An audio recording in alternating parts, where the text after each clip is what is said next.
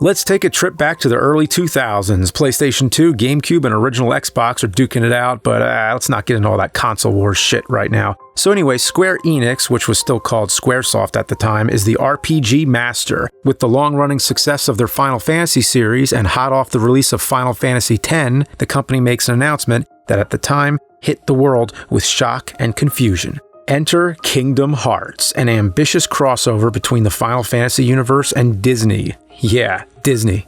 If you were to see screenshots of the game in magazines at the time, you'd think it was a joke, but it wasn't. In fact, it was a big success, and it was followed by Kingdom Hearts 2 in 2005. And since then, everybody's been waiting for the third game, but little did they know it wouldn't be out for 13 years.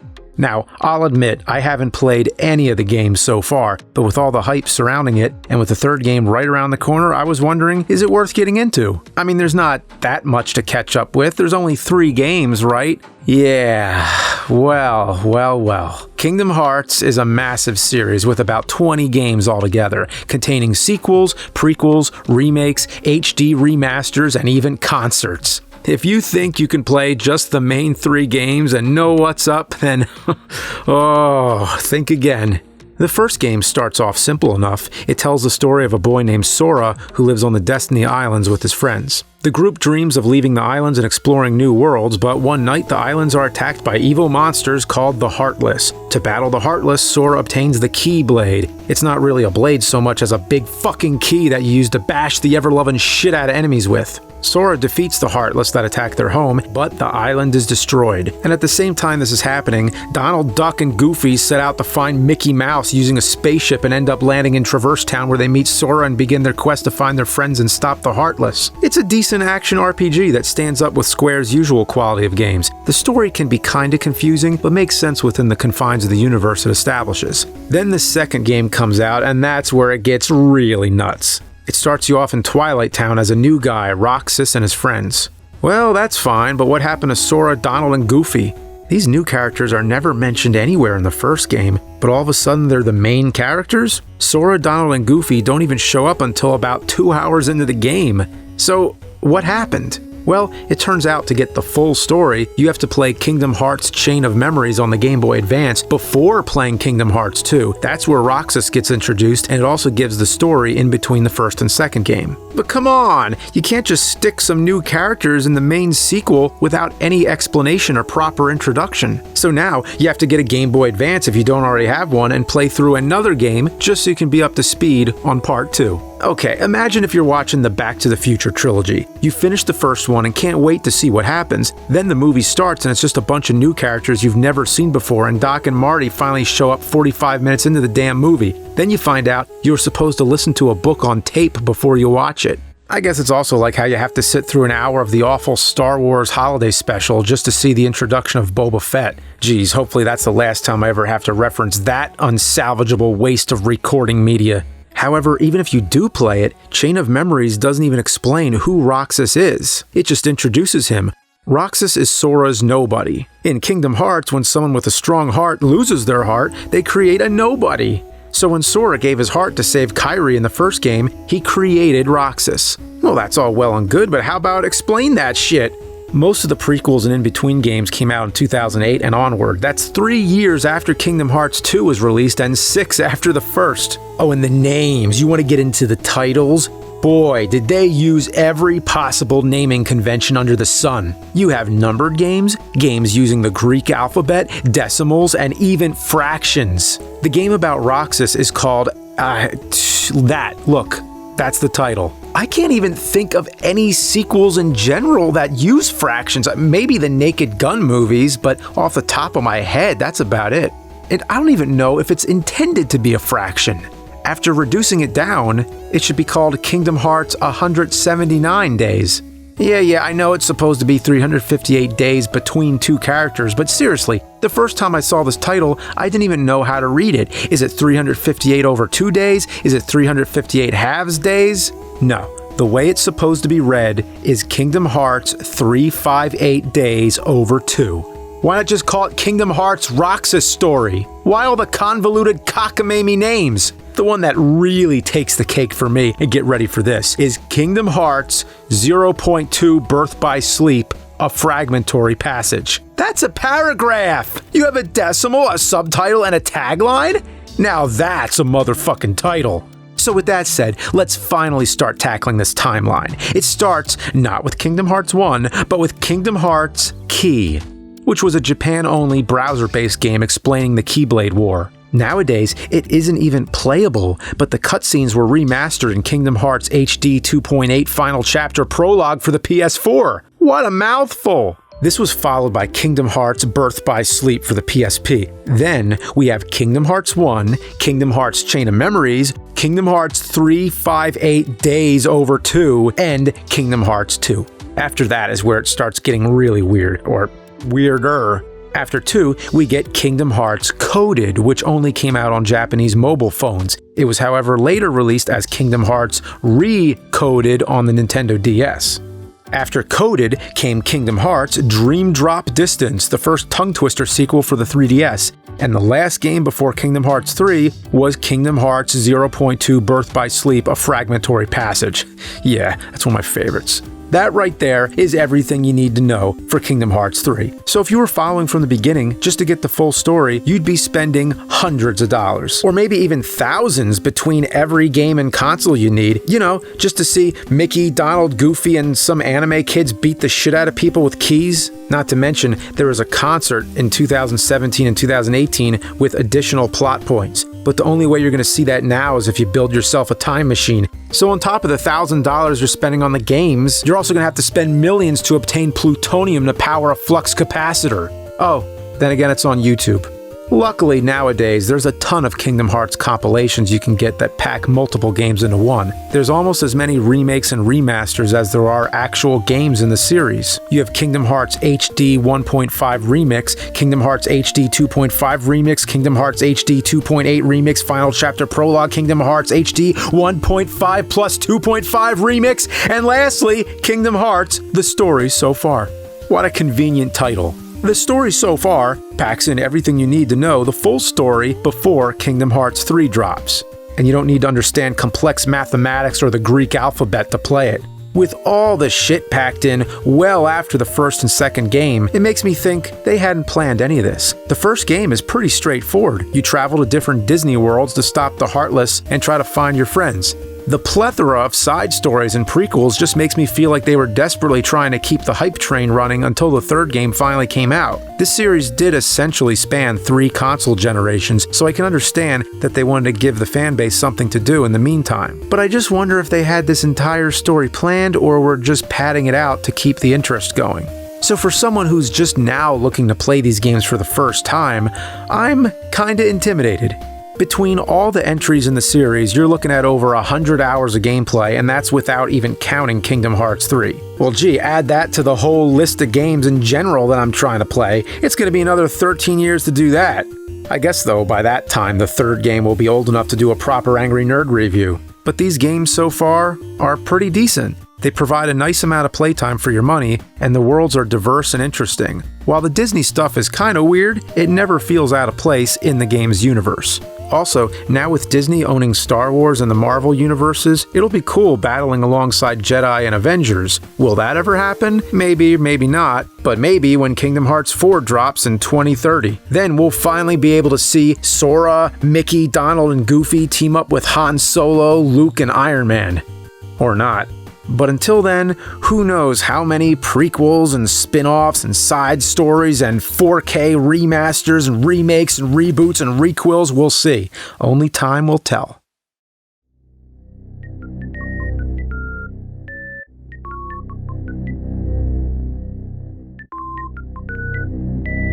Ass! He's gonna take you back to the past to play the shitty games that suck ass. He'd rather have a buffalo take a diarrhea dump in his ear. He'd rather eat the rotten asshole of a roadkill skunk and down it with beer. He's the angriest gamer you've ever heard. He's the angry Nintendo nerd. He's the angry Atari Sega nerd. He's the angry video game nerd. Yeah, when you were a kid in the 80s and especially the 90s, it was all about running out to the mailbox to find that new issue of that video game magazine, because there was tons of them. They were filled with awesome stuff, previews for upcoming games, new consoles, walkthroughs, codes, and reviews. In the past, I talked about Nintendo Power, so it's about time I talk about the others. Some were about the brands and the consoles like Atari Age, but others were more generic like GamePro and Electronic Gaming Monthly. And even into the millennium, we had retro throwback magazines like Video Game Collector. Look at that guy. What a nerd. In today's age, you can look up anything about games you want on the internet. Walkthroughs, cheats, reviews, previews, whatever. Back in the day, if you wanted to know if a game sucked or how to find a secret or get an infinite lives code, you had to wait for one of these to come out monthly. Well, let's start with the oldest magazine I have, Atari Age. They came free with a subscription to the Atari Club. They were pretty short reads too, only about 15 pages each, and they were all printed in Center City, Philadelphia. They didn't give much insight on if the game sucked. They were mainly filled with fluff pieces about new games to buy and some articles. But then again, this was Atari's official magazine, so what do you expect? I mean, Nintendo Power did the same thing. Remember it said Back to the Future had that distinct LJN style? The first issue of Atari Age has an awful interview with none other than Pac-Man, filled with awful Pac puns. Pac-Man says, "I had what you'd call a well-rounded education." Oh, boy. I was involved in high school dramatics. I played the lead in Central High's production of Man a la Muncher. Huh. I did more acting in college, mostly theater in the round productions. Oh, come on. Oh, I love this issue right here. E.T. on the cover. Might as well just had a sign that says the end is near. Atari Age also had some cool do-it-yourself type articles teaching you how to fix joysticks and even how to make your own left-handed joystick. Overall, a fun magazine to pass the time or read on the shitter. Later, with the rise of Nintendo and Sega, more magazines began popping up. They expanded their coverage and became more in-depth. So here we have Game Players Magazine, Video Games and Computer Entertainment, well that's a good one, GamePro, and Electronic Gaming Monthly. Game Players started out as Game Players' Strategy Guide to Nintendo Games. It's basically a knockoff of Nintendo Power, but it's unofficial and has nowhere near the quality. Just look at these screenshots. I understand capturing game footage back then wasn't as easy as it is now, but look at this shit. Looks like they took the picture with a Polaroid, then photocopied it 50 times. And the covers are usually just the box art from whatever game they're covering. Sometimes they're all over the place. Look at this. They basically took whatever video game stereotypes they could and slapped them on the front. What game does this represent? Okay, this guy, he looks like Rad Spencer from Bionic Commando, mixed with Matthew McConaughey. Why is there a kid doing a hand plant on his shoulder? The skater kid looks just as confused as I do. Okay, this might be the worst cover I've ever seen. Super Mario 3. Apparently, I can't even tell what I'm looking at. What is that thing? What is that thing? It looks like a mangled Easter egg or something. Holy shit, I mean, they didn't even try. You have what looks like Wario in the corner, and someone must have sneezed all over the print. The only thing that could possibly indicate that this is a Mario cover are the words. Imagine if you couldn't read. You wouldn't have any idea what this was supposed to be. You wouldn't even know what it is. I mean, you'd just be sitting there trying to figure out what this puked out pastel piss picture is. One thing that really twists my asshole is the sheer number of ads. The same 1-900 number shows up 3 times in the same issue. Look at this face. Yeah, laugh it up while you can, kid. Your dad's gonna flip shit when he sees a $500 fucking phone bill! I swear, every other page is an ad. Look, ad. Ad? Ad? Ad? Ad? Ad?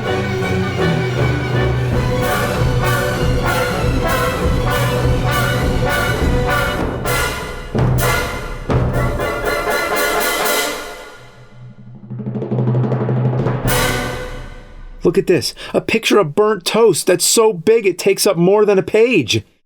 I don't get it. I don't get it. The sad thing is I've reviewed most of the games advertised. There's ads for Hydlide, Super Hydlide, Street Fighter 2010, Silver Surfer, Tiger Electronic Simon's Quest, Tiger Electronic Ninja Gaiden, Kid Cool, The Power Glove, and even Bugs Bunny's Crazy Castle. The most frequent ads I've seen to come across are shitty joysticks. There's tons of them. Shitty joysticks, shitty joysticks, shitty joysticks everywhere. I don't get it. Was there something wrong with the controllers that came with the system? Oh, looky here, the U-Force. Are joysticks a thing of the past? I hope not, seeing as most of these ads are for joysticks. Are they trying to put themselves out of business? Not to mention, they all suck ass through a crazy straw. I like to call these shitty friend controllers because they were the controllers your shitty friend would make you use. Another thing I love are the ads for the most stupid, useless shit. Like, look at this. Gaming gloves. They're basically fingerless gloves, except with a thumb. Could you imagine being that guy, showing up to your friend's house with these stupid neon Batman gloves? Was holding a Nintendo controller really so bad that, he needed protective equipment? Oh, but it gets worse. Here you go, the Thumb Master. It's basically a bright purple, cushioned condom for your thumb. But it eliminates video thumb. Have you ever in your life suffered from video thumb? Well, maybe Silver Surfer or one of those games where you need a turbo controller, and when you do, your thumb will thank you. Thank you.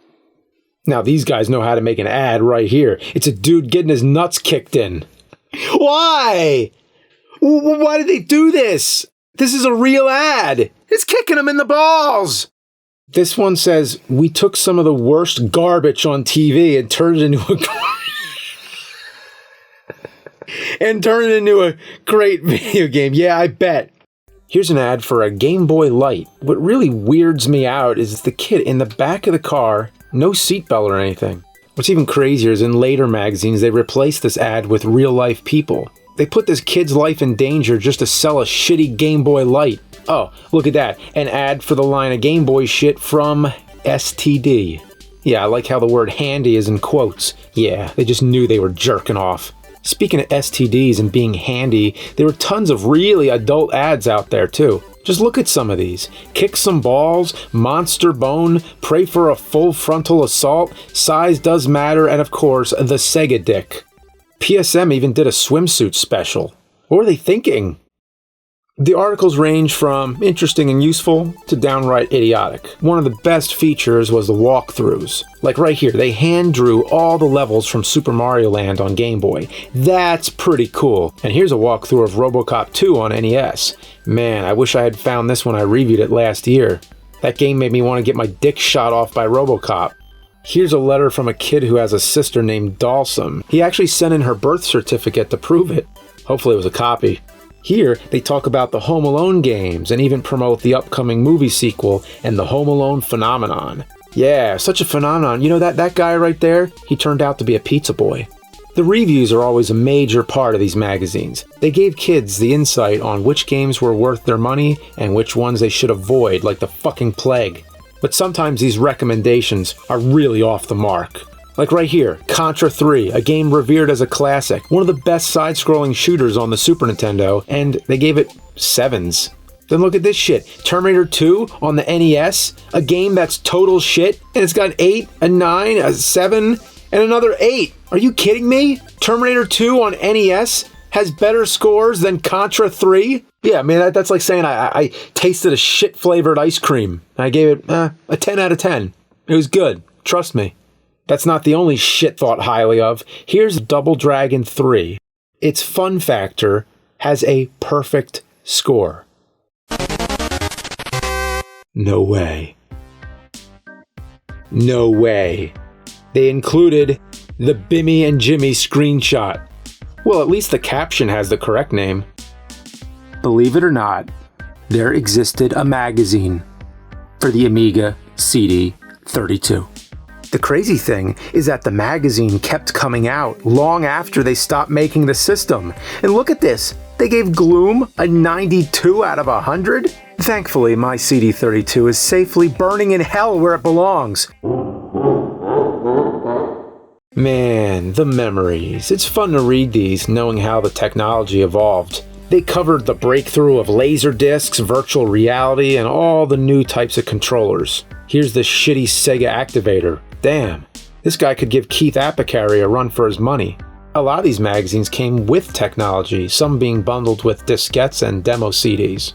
For the April issues, GamePro would have a parody section, Lame Pro. This was fun to read. I loved Bubonic the Blowfrog and his pal Snails. Yeah, it was stupid, but back then, it was just cool to see people in the gaming industry making fun of games. Here's a piece about the Ultimate Gamer. This guy's no joke. He makes my Nintendo suit look like a cheap Halloween costume. Here's the top 4 hot video game babes, and for the ladies, the top 4 hot video game hunks. The artwork was always great. Well, not always, but sometimes. Oh, and in this picture, this kid's holding a ninja star and whipping out a yo-yo right as he's about to be brutally murdered by a skeleton. Oh, and then check out this picture of Godzilla and kinda King Kong. And they're both really shiny for some reason. This picture, I don't know what is going on. It's just hideous. When it came to drawing Link, for some reason they always had a problem. Here he is on the cover of Nintendo Strategies, at least I think it's him. Oh, and this Link looks more like a villain than a hero. He's pretty scary. Zelda's just over there chilling with Aghanim. She doesn't even look like she wants to be saved. Yeah, she's probably horrified by Link's demon spawn face. This one's not so bad, but Link looks really pissed. And this one here, it's like Tim Allen playing Link. Here's some fan art. Some of it is really amazing, but some of it, as you can see, it's shit. And I know that's not nice because it's probably some young kid who drew it, but the kid's grown up now, so he can handle it's shit. Just flipping through these magazines is like opening up a time capsule. You just can't go wrong. So, let's end with a top 5. It's the Nerd's Top 5 Most 90s Moments in Gaming Magazines. Number 5. Crime Wave. Look at this scene. I mean, look at this. Okay, you have this guy screaming, and then you have this guy with these cool shades, and then this girl who looks like she's fallen asleep or something. Is this Dan from Street Fighter Alpha? There's this guy with a backwards hat wearing pajamas carrying a fucking gun, and then on the ground, there's all this money and guns and bullets and cocaine. Yeah, in the text, they're talking about drugs. It's cocaine in a gaming magazine. Number 4. This gang right here. You got this badass biker granny, this bow tie wearing nerd, this cool gamer kid, this punk ass mohawk motherfucker, and then this Valley Girl sitcom star, and then a bulldog with the same sunglasses as the kid, and it's all for a Pictionary game. Yeah, Pictionary. Number 3, an ad for Socks the Cat Rocks the Hill. You got Bill Clinton jamming on the sax and Socks the Cat coming out with this real badass looking grin. What the hell? And this is for a real game? Now that's 90s as fuck. Number 2.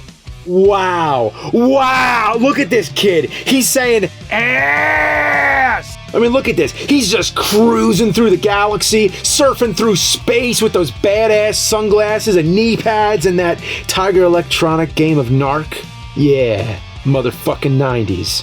And at last, number 1. All these glorious goddamn mullets. Business in the front, party in the back. The iconic haircut of the decade. You want to look like a bad motherfucker that plays real hard, guzzles Jolt Cola, and watches nothing but MTV? You gotta roll 1090, my dude. That's 10% up front, 90 round back. Look at this Joe Cool sumbitch. That's a guy who knows all the tips and tricks. Yeah, motherfuck. Oh, man. These games, I tell you, that one's alright, though. But that one, oh man, most of these games are shit. Oh, that reminds me. I'll be right back.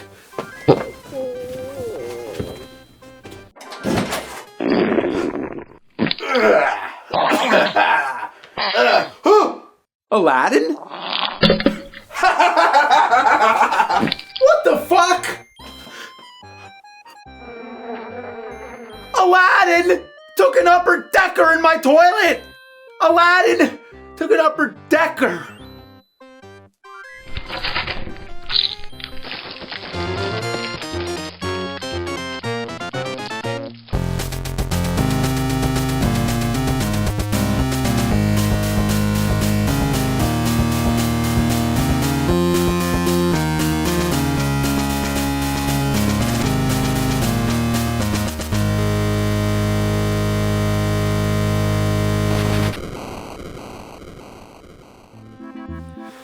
Ugh, the Aladdin Deck Enhancer.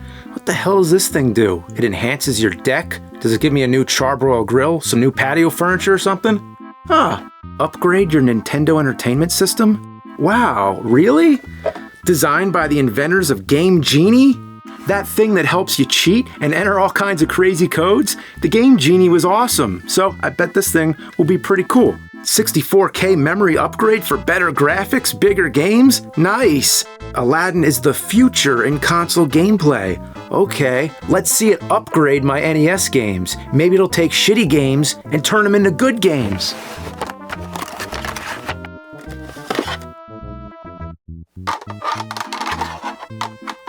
Huh? Doesn't fit.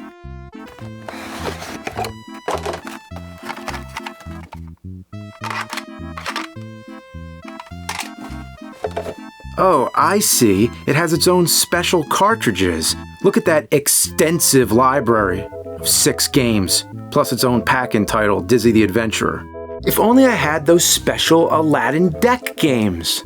Did somebody say Aladdin? Oh, are these all the games here? Yes, nerd. It's a whole new world of gaming. I'll show you a whole new world of pain!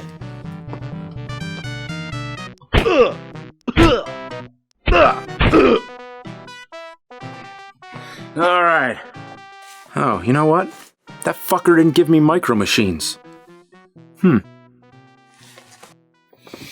I'll just buy it on the internet. Alright. Let's see. Wait a minute. This isn't Micro Machines for the Aladdin Deck Enhancer. This is a Micro Machines thermos made by some company called Aladdin. And it's dirty.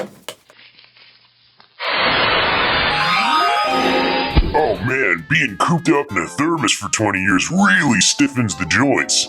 Time to stretch. Okay, first Aladdin upper decks my toilet, now a genie comes out of a thermos. This review's getting pretty fucky. Since you freed me, I'm gonna grant you some wishes, nerd. Huh. Well, I guess I wish for a copy of Micro Machines on the Aladdin Deck Enhancer. You got it, buddy. 1 Micro Machines for the Deck Enhancer coming right up. Wow, thanks! That's actually a pretty lame wish I just made. So, what's your second wish? Oh, nice. I get more? Yup, you get 3 wishes, hombre. Good. All right. Well, then I wish for you to go swimming in a septic tank. You got... Wait, what? Yeah, you heard me. A sewage skinny dip in the most foul, disgusting, jam-packed septic tank that you could possibly find. Dang, that's messed up. Well, here you go. Oh yeah, and if he comes back, I'm coming up with something even better for my third wish. Anyway, let's play the games. First, let's start with the pack-in game, Dizzy the Adventurer. So the first thing you gotta do, you take the cartridge, you insert it into the enhancer like this. Yeah, that is just, something about that is just so satisfying, you know? That's some good, cartridge insertion there. All right, let's get on with the game.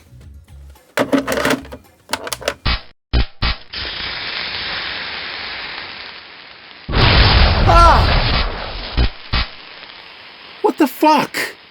That almost killed me. I guess my top loader took one too many bad games. Well, no worries. I have some alternatives. Well, I tried every system I own that plays NES games. None of it works. So, again, it's time to consult the internet.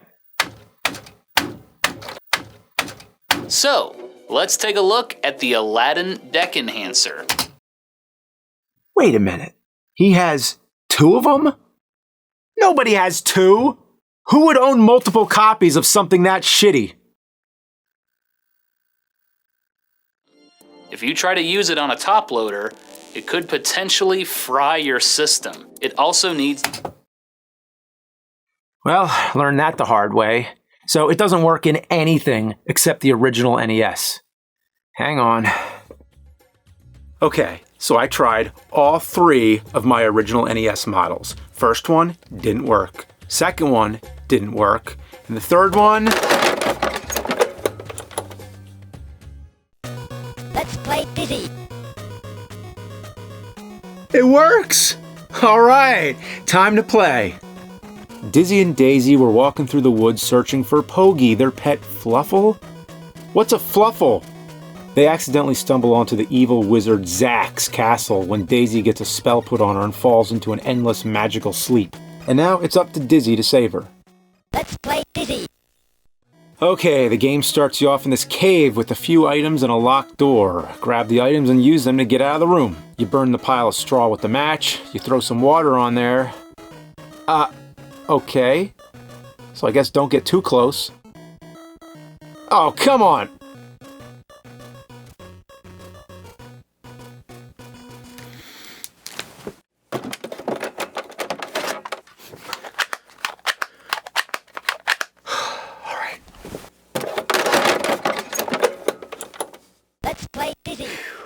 Okay, I feel a little better now. Alright, let's try to get off the first screen. So you get out of the cave and walk around, you find an item, you talk to a character, and you use the item. It's an interesting game, but kind of boring. Now, the one thing I'm really confused about here, this doesn't look any better than a regular NES game. Didn't they say that this was going to upgrade it? In what way is this enhancing my NES? It didn't work in most of them, even destroyed one. You know what? Is it at all possible, just maybe, I've been lied to? So yeah, Dizzy's pretty bland, like a hard-boiled egg, which is exactly what it is. Yeah, sorry, on the next game. Next we have The Fantastic Adventures of Dizzy. Oh, I bet it's fantastic. It's a bit brighter than the last game and has more colorful graphics, but the gameplay is worse in some parts. This time he doesn't die in one hit at least, but he's still just as lame. Using items here is not as easy as in the first one. You have to make sure you pick them up in the right order, otherwise you drop them. I have no idea what to do, and I don't care to find out. These games are irredeemably boring. I mean, after all, it's an egg solving puzzles. All the king's horses and all the king's men couldn't get their fucking shit put together! Next game. Big Nose Freaks Out. Holy shit. You play as Big Nose, the caveman, slipping and sliding all over a slimy, shitty, putrid mess of horrid graphics. The game kinda feels like a mix between Sonic the Hedgehog and Adventure Island, but with all the fun taken out. You bounce on mushrooms and collect bones. You can get a rock ball or whatever it is to shoot at enemies. Without it, you have a club that's damn near useless. You have to be extremely close to an enemy to hit them, so most of the time, you just take a hit and die. Oh, and the sound? Oh, it's like an Atari game, or Mega Man on DOS. I do like this intro though, with the Savings and Bones Bank. Pretty decent pun, but they fuck it up with Bones Are Us. That's not even clever. I hope they went out of business too. Next we have Linus Spacehead's Cosmic Crusade. Starts off like a point and click, and then it goes to basic platforming with some of the worst possible controls. Linus moves as slow as duck shit and twice as slippery. Trust me, duck shit's slippery. Once Linus jumps, you better be okay with where he's going because you can't control him after he leaves the ground. No mid-air steering, you know, like Mario. Also, he dies in one hit. So if I'm not jumping off cliffs, I'm jumping into enemies. Either way, I die. Linus Spacehead. More like Linus Shithead. Here we have Quattro Adventure and Quattro Sports. Each contain 4 different games for 4 times the suckage. Let's start with Quattro Sports, and the first game on here, baseball. Hitting feels okay, but the ball moves really slow. Oh, and pitching and fielding, those are even worse. I can't figure out how to throw different pitches, and the players on the field take forever to get to the ball. They just casually stroll around like they don't give a shit. Yet my advice, if you're a baseball fan, play any other NES baseball game. Any of them. Next is BMX Simulator, more like crashing and falling simulator. I can't stay on the bike for more than 8 seconds. The control's about as shitty as that movie Rad BMX. Soccer Simulator, for those who want a raging headache and motion sickness with their soccer games. The game always switches your control to the player closest to the ball, which should make sense. But every time it switches, I'm not ready and end up running all over the place. Soccer ball looks like a pepperoni pizza too. 3 sucky Quattro Sports games down and 1 more to go. Pro Tennis. Wow, look at this deranged dude. Maybe he really likes tennis. The game ranges from playing like ass to playing like shitty ass. The serve seems to do whatever it wants. The window to hit is so precise and seems to change whenever it feels like it. Sometimes I can get it and even ace the computer, but most of the time I fault. You control where you hit with the D-pad, but sometimes when I'm trying to aim the ball, I end up missing because I ran past it. Oh well. So Quattro Adventure, 4 more shitty games, let's go. Great, Quattro Adventure includes more Dizzy and Linus Shithead. Ugh, Treasure Island Dizzy is definitely the worst one so far. It's slow and choppy, and once again, Dizzy dies from everything. The worst are these death traps that just come out of nowhere and kill you with one hit. How is that fair? A cage that wasn't even on screen killed me? How the hell is anyone supposed to avoid that? I swear, this game was made to piss people off and make them get buyer's remorse. Look at this. I try to get the money that's in shallow water, but Dizzy dies. This is a beginner's trap if I've ever seen one. What kind of video game character can't tread water that's just above their head? Could you imagine going to a pool or something and the second your head goes underwater, you die instantly? So fuck this game, and fuck Dizzy. Linus Shithead, again. Ah, I see. The other game, Linus Cosmic Crusade, was actually the second game. This is the first, so forgive me for reviewing them out of order, if you care. The first level is an underwater level. Oh boy, if you were Dizzy, you would have started the level as a corpse. You ride bubbles to the top, but watch out, they pop and have a completely random pattern. And you have limited time. If you're not fast enough, Linus drowns. Even after you get to the top, he still loses oxygen. Is he so stupid he just forgets to stop holding his breath? The next level has killer coconuts everywhere. Linus has the same shit controls as the other, so I just die. Fucking Linus. Boomerang Kid. The beginning shows this dumb character. There's a little movie thing playing at the bottom. Boomerang Kid throws a boomerang and clobbers himself. Then he gets harassed by a kangaroo. When the intro shows the main character being harassed by a kangaroo and clobbering himself with a boomerang, you know it's gonna be some fuck.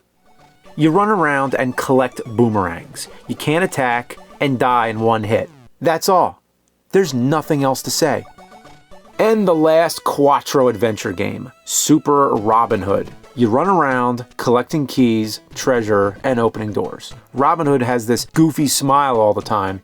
It's slow and monotonous, like every other game so far. And remember, this isn't just Robin Hood. This is Super Robin Hood. More like Pooper Robin Hood. One funny thing though, when you die, you explode into hearts. Robin Hood explodes into hearts. Yeah. Well, all these Aladdin games have sucked so far, but I'm hoping I save the best for last. Micro Machines. Micro Machines. Feel the shitty power, feel the suck-ass dual traction. Graphics are shit, the sound is shit, it fucks you in the eyes, it fucks in the ears, it sucks, it fucking blows, it's a piece of shit. It's actually not that bad. Micro Machines is a decent deviation from the dismal and disgusting digest of the Aladdin Deck Enhancer, reminiscent of other racing romps resembling RC Pro-Am and Super Off-Road. It's a radical, righteous, recreational racing regalement brought to you by the Great and Grand Gloob. Race your minuscule mechanisms on a myriad of marvelous micro-marathons. Choose from a cavalcade of creative and compelling carriages and collected crowd congregation of conveyances to put in your car carrier. All in all, an acceptable adequate addition to the American anthology of Nintendo Associated Amusements. But there's one little problem. This game seems very familiar. I know I've played it before, but not on the Deck Enhancer. I'm pretty sure I own this on NES.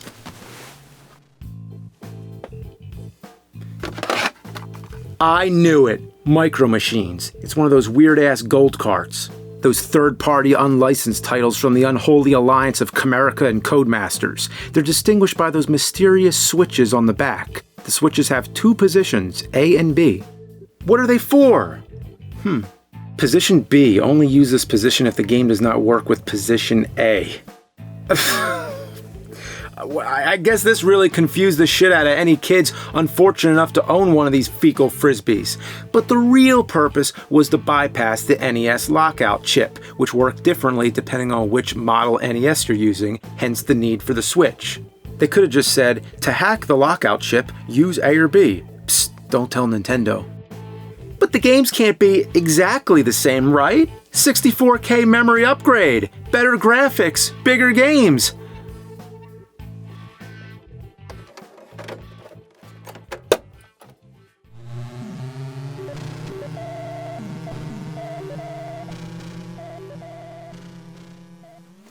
But this is all just marketing hype. The Aladdin Deck Enhancer is no different than a standard Chimerica cartridge. Inside the box is the Deck Enhancer with instructions, along with a Dizzy the Adventurer cartridge, and a poster manual for the game. Believe it or not... Fuck! The games are exactly the same. There's no difference. The Deck Enhancer is an add-on that adds nothing. They sold you the same games with some assembly required. It would be like getting a new sprayer for your garden hose, but it doesn't fit unless you get some special adapter. So you buy the adapter, but the sprayer still doesn't fit. So now you have to find a completely different sprayer that only exists in special stores, and then you find out it works the same as the old sprayer, doing no better job washing away the horse shit. Actually, there was some purpose. Theoretically, it was meant to reduce costs. The Deck Enhancer contains most of the necessary chips that make a regular NES game work, so the Aladdin games could be smaller and cheaper. The mentality was that you'd invest in a Deck Enhancer and then build up your collection for a low price. Well, no thank you. I think I'll just stick to my regular third-party, unlicensed, crappy Chimerica games. Oh, but of course there was that one exclusive game, Dizzy the Adventurer. Does that one make it worth it? No, it doesn't. That box is a prime example of false advertising. Upgrade your Nintendo Entertainment System? More like upper decking it, and that's not a joke. I mean it. It is the electronic equivalent of an upper decker. With the Aladdin, the components that normally go inside an NES cartridge are instead deposited into the deck. In the same way, the turds, which are usually preferred to land in the toilet bowl, are instead dumped into the upper tank. Therefore, when the toilet is flushed, the bowl fills with shit water, and after that, it's the shit that keeps on giving. Would you consider that an enhancement to your toilet? Well, give it a try, and you'll know exactly what the Aladdin does to your NES! Why does the box say Aladdin is the future in console gameplay? The Sega Genesis and Super Nintendo were already out. That's like saying you invented a brand new car that's got new safety features and uses clean energy, but it's got pillows tied to it and it runs on coal. This thing had no future at all. All the coming soon games were canceled and Chimerica went out of business right after this thing was released. They went out of business right after it was announced! It was a death sentence, a curse that shrouds its release status in all-consuming mystery. Not even the gaming historian found any clear proof that it ever got officially released. I mean, sure, it got made and discovered thanks to inventory liquidators and eBay, but if this thing never officially came out, then not only did it not have any future, it didn't have any past either. How am I supposed to take you back to the past when there is no fucking past? I had no business complaining about something that didn't even come out. I wasted my breath. Why did I have to find this thing? I might as well just be digging into the devil's asshole. Fuck. Hey, I'm back.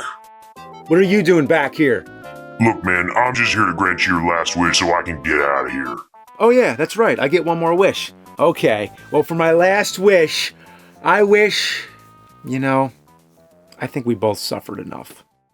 Yeah, so I wish every Aladdin Deck Enhancer on the whole planet Earth will fucking explode. You got it, dude. Smell you later.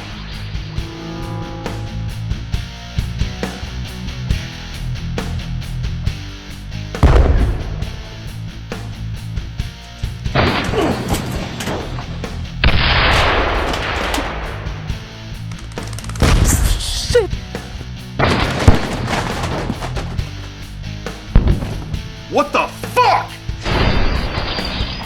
What the fuck? The Aladdin Deck Enhancer will not try. Holy balls!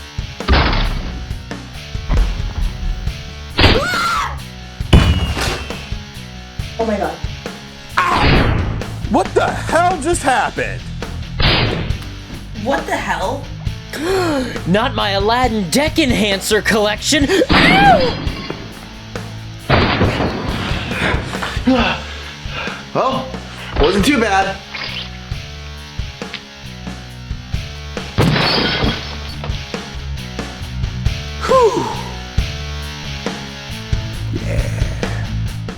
He's the angry video game nerd.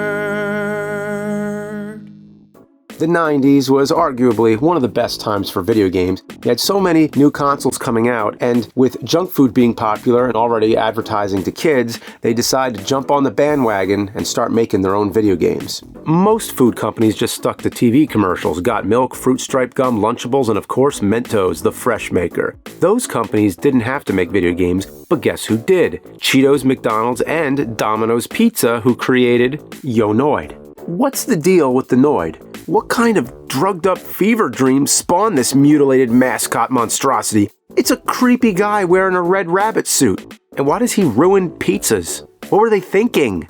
Most junk food games were just a bunch of business bullshit from the wasted imaginations from all the corporate fat cats. So, get out your pooper scooper and let's dig out this piss litter of a game.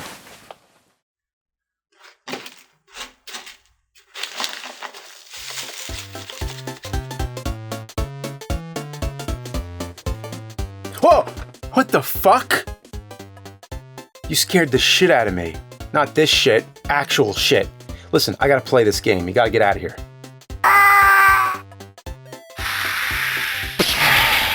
Huh? What? Drink? How do you play Drink? What kind of title is that? The back is in Japanese, and the side has the title in Japanese, and then the other side has it in English. Pepsiman. Pepsiman? Pepsiman! Pepsiman! Pepsiman? Pepsiman! Okay, so Pepsiman is this weird T-1000 looking Japanese Pepsi mascot who helps people by magically turning things into Pepsi. In all his TV commercials, he's a bumbling idiot who stumbles around, smashes into windows, and transforms into a cactus? Even though he was only marketed in Japan, all his commercials take place in the USA. He even starred in his own video game, and was also featured as an unlockable character in the Japanese version of Fighting Vipers for the Sega Saturn. To unlock him, all you gotta do is lose the first fight. Never seen that before. You lose to unlock a character? Well, thanks, Pepsi Man. That's very interesting, but I have other junk food games I could play, like Cool Spot. Oh, come on. Oh, well, I could always play Chester Cheetah. Oh, well, how about, Big Bumpin'? Oh, man. How about, Kool-Aid Man? God damn it, you silly fuck. I don't want to play Pepsi Man. Okay, jeez. I'll play Pepsi Man. Well, in the chance that you were looking forward to Cool Spot or Yo-Noid, can't play them because they're all Pepsi Man now. Everything I want to play is Pepsi Man. Yeah, well, I guess let's pop this corporate cock fuck in.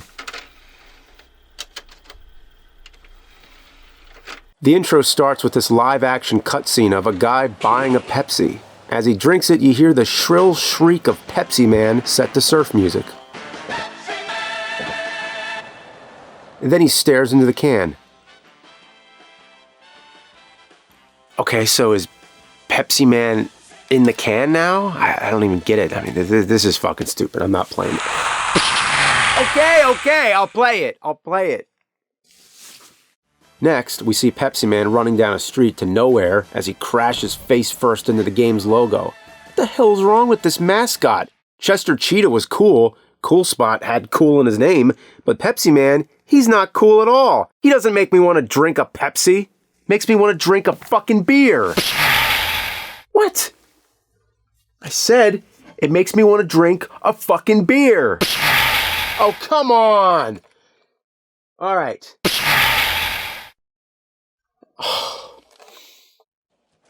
Wow, that's a lot of Pepsi. I bet his bowel movements are like tar and colon foam. Hey, let's start the game! So the first level starts off with Pepsi Man meeting a truck driver with a flat tire. There are a bunch of people gathered in front of the vending machine. They want Pepsi! And the word is that they're just about to riot. Really? They'll riot? Why is Pepsi such a big deal here? Is that one vending machine the only place to get a Pepsi in this town? I mean, there's Pepsi everywhere. It's laying all over the streets. You can get one anywhere. So Pepsi Man runs around collecting Pepsi while dodging cars, pedestrians, pogo jackhammer fucks, chuds, and this garbage man who's being an asshole. Look, they wait for him at the intersection and then start launching garbage out the truck. Dicks. Pepsi Man doesn't give any shits either. He'll run right through your house. Hell, he'll even run right into you and send you flying through your kitchen wall. That guy's probably dead. This part reminds me of the chase scene in Raising Arizona, but instead of Nicolas Cage, it's Pepsi Man, and instead of Huggies, it's Pepsi's. Here, you crash through a shed and end up with a trash can on your head, which makes your controls opposite. Yeah.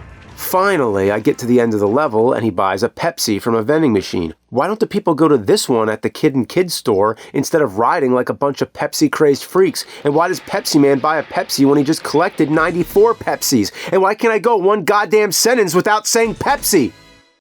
That's enough for me. This game's too monotonous. Oh, dude, your breath. It smells like tooth decay. Here, have some Mentos. Wow. That worked. Thanks to Mentos. Mentos, the fresh maker. Well, fuck it. I'll just keep going. So in level 2, there's this radical skateboard part. It sucks. The controls feel stiff and one hit kills you. I guess it makes sense. If you were riding a skateboard down the hills and crashed into a trolley, you'd be dead. Now a moving company's trying to kill Pepsi Man too? They're just driving with the truck wide open, launching furniture at him. That's someone's furniture! Imagine if you hire a moving company to load up all your furniture and you get to the new house and then it arrives, the van is empty and you're like, hey, where the hell's all my furniture? And they say, oh yeah, we saw Pepsi Man on the way over and we had to just chuck it all at him. Yeah, that'll be $500. So finally, you make it to the rioters who are going apeshit by this Pepsi machine. This one's at a different Kid and Kid store, and this one lady's biting her shirt or something, and this guy's jacking off. Pepsi Man gives them Pepsi, and all is well. That is, until the Pepsi truck smashes into you, sending you into a Pepsi billboard with a giant Pepsi can that rolls after you, Indiana Jones style. Now I'm being chased. Yeah, this time I'm running towards the camera instead of away. Way to shake up the gameplay there. I hate this. I wish I had something wittier to say, but there's really nothing. I mean, this game is just mindless brain waste. It's an advertisement that's meant to push processed poison pissed out of Pepsi Man's pee hole. Speak of the devil, you're back. What's that you got there? That's not Pepsi. That's a Rolling Rock. An actual Rolling Rock. You know what? Pepsi Man's actually pretty cool. Cheers, buddy. This isn't Rolling Rock. It's not even beer. This is Crystal Pepsi. And it's old. Like, what is this, from the 90s? It's all flat. You know what? Fuck you. You're shit and your game is shit. Pepsi Man!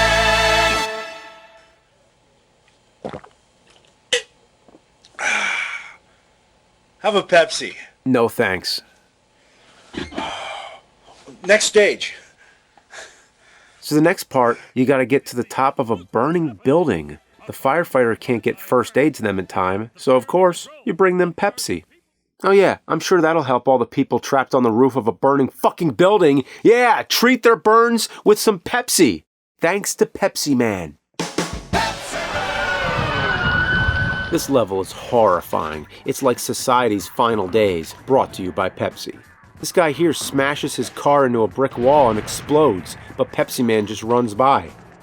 That guy's probably dead, but I gotta get those people Pepsi! So after traversing this urban hellscape, you get to this truck that keeps launching barrels. Yeah, I guess Donkey Kong's in there, and he hates Pepsi Man as much as I do. After that, you get to the most unsafe construction zone ever. Girders are falling apart, sections of the bridge are missing, these guys are just swinging metal beams, and the bulldozers are just spinning around. What's happening here? Pepsi Man stops to buy yet another Pepsi and falls into one of my most hated video game cliches ever. The sewer level. This is where the shit graphics really shine. It's so dark that you can't see where you're going. There's pitfalls everywhere, and the only reason I know they're there is because I fell into them 50 times. I feel like it'd be easier in real life to run through a sewer and collect Pepsi. Right here, I swear, you have no choice but to get hurt by this wall. There's no way to pass it, and even when you do, there's a narrow path you need to hit, or else you're starting over. Another part that's bullshit is the subway section. I don't know what to do. There's a train coming right at you with no time to avoid. I tried dodging it, but I get killed every time. Then, after restarting the level like 12 times, I accidentally found the dash function. Yeah, hitting up and square lets Pepsiman dash. How was I supposed to know that? On the control screen, it only shows slide and jump. Maybe it says it in the book, but it's all Japanese. At the rate I'm going, I'll probably learn Japanese before I finish this game. Who's calling? Oh, come on, nobody's calling you! Hello? Hello, is Pepsiman there? Oh, I guess it is for you. No, don't give him the phone. You need to listen to me very carefully. You need to get out of there. Pepsiman is evil. He wants nothing more. Oh, come on, don't you know how hard it is to find a good phone like this? So finally I reach the burning building and give the poor stranded people some Pepsi. Then I get chased by the truck from the Enter Sandman music video. It's basically the same as the giant Pepsi can from the first level, just a bit harder. Eventually Pepsiman turns down the road as the truck smashes through a building. It seems like no one in this world has value for human life. Just motherfucking Pepsi. Look at that. The truck smashes into something, and Pepsiman pays no mind and just keeps on running like Forrest Gump.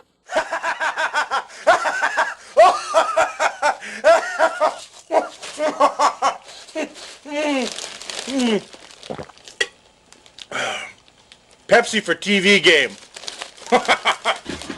Not video game? TV game? It makes sense. Yeah, from now on, I'm the angry TV game nerd. Here we go, on to the next disaster that requires Pepsi. This time it's a motherfucking plane crash. Jeez, there's lots of tragedy in this game. Thankfully, all the people are okay, but they need their Pepsi, goddammit.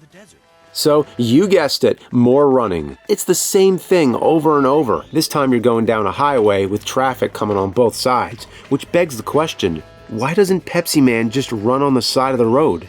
There's trucks, motorcycles, buffalo, and a bunch of rocks rolling, but no rolling rocks. You get to the end and Pepsiman, once again, buys a Pepsi at a vending machine. You know, Pepsiman is a rather sad tale. Pepsiman can make Pepsi for everybody except himself.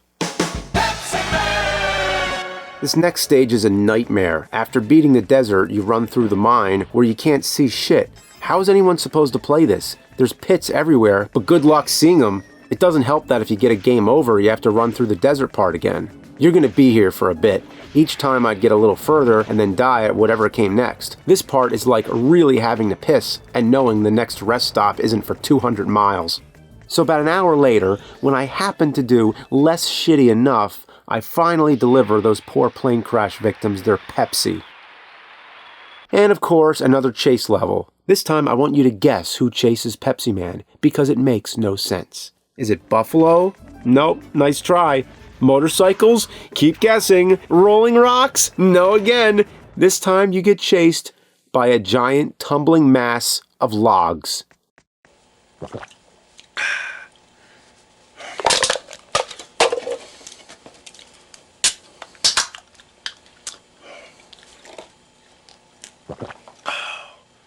Pepsi for pizza.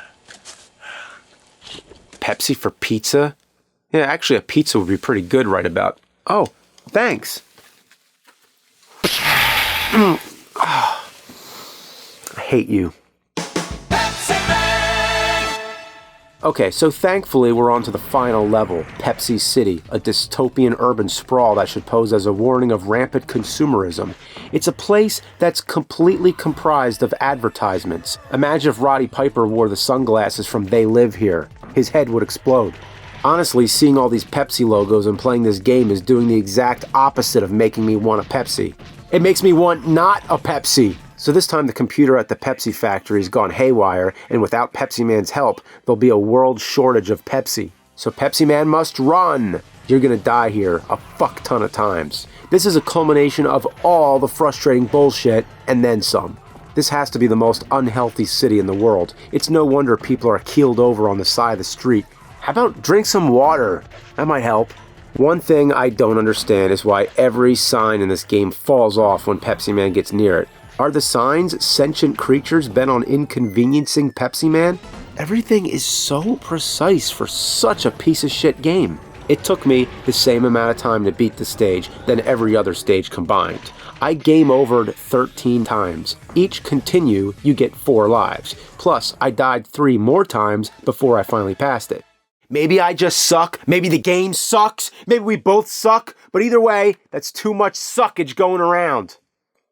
This last section, you can't hit anything or you're dead, and you only have a few seconds to do it. But finally, I've made it to the computer core, and the world can have their precious Pepsis.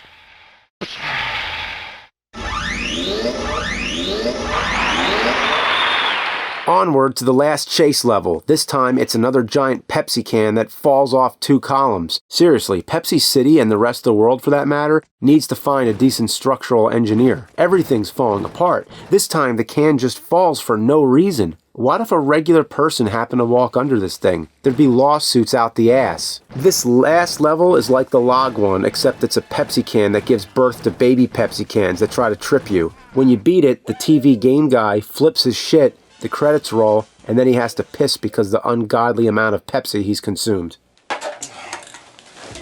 Excuse me.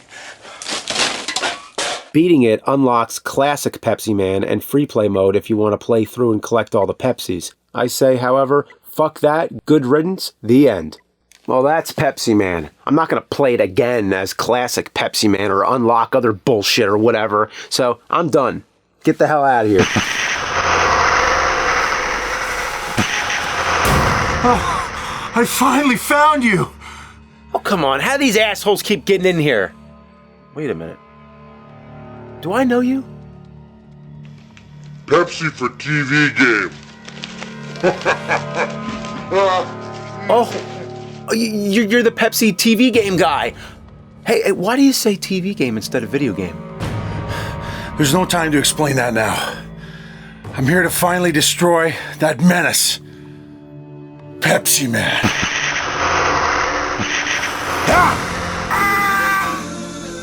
That's right, bitch. Back it off. Okay, I bought us some time. Pepsi Man has to be stopped. He's pure evil, and he'll stop at nothing until the entire universe is Pepsi. That's very interesting. Like I give a shit! Though, can we talk about this TV game thing? Don't you get it? He will stop at nothing and take away everything you love, everything you cherish and care about, and turn it into Pepsi. He gets you hooked and slowly destroys your life. There was a time when my refrigerator was jam-packed with wholesome, nutritious foods, lettuce, almond milk, tofu-flavored tofu. And that was all taken away and turned into Pepsi. He turned my dog into Pepsi! And you remember all those cans strewn about in the living room? Some of those aluminum cans were my wife and my children. I had to sell the scrap from my can family just to pay for their funeral. He broke me. He destroyed me. He ruined me. Yeah, I understand. He turned my beer into Pepsi. You gotta help me, nerd. You gotta help me. Help me avenge my family. Okay. Well, how do we stop him? I'm glad you asked. I've been working on a secret weapon for 2 decades, and I've hidden it in the one place he'd never look. Behind you! You hid it behind me? No! Ah! The TV guy! You saved me! Are you okay, man?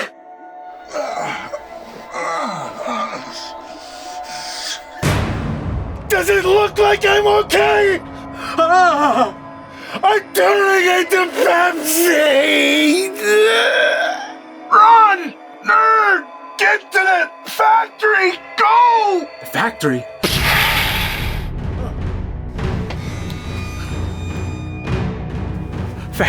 Factory. Of course, this factory.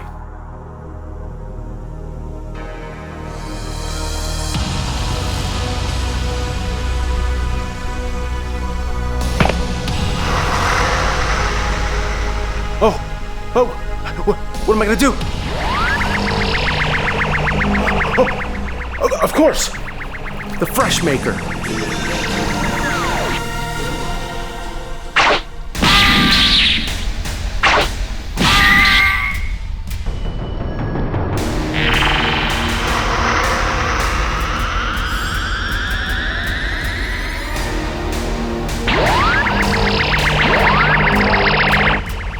Well, I'm fucking dead. Nerd!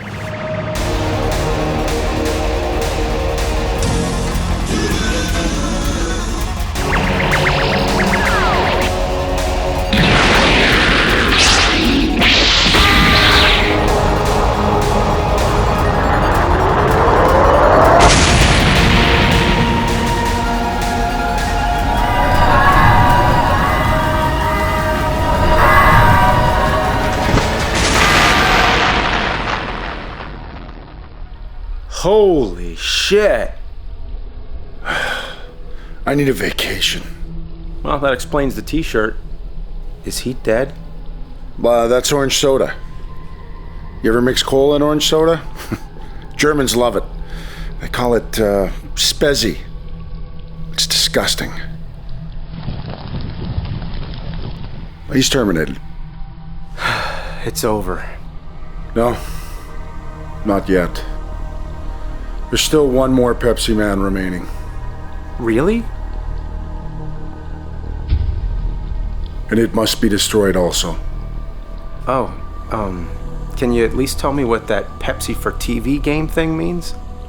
Actually, I don't remember any of that. My brain is literally just chunks of Pepsi now. Here.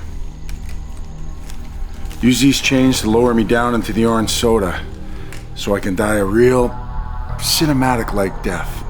The death I deserve. A hero. You asshole!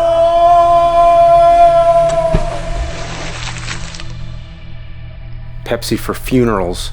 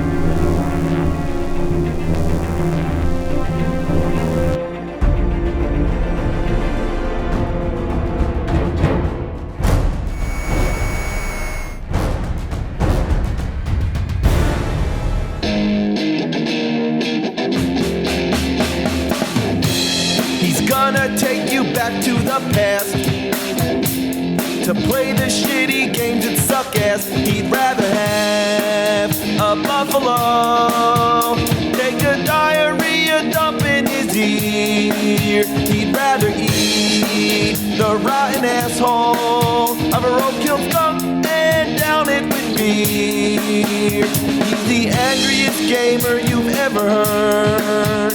He's the angry Nintendo nerd. He's the angry Atari Sega nerd. He's the angry video game nerd.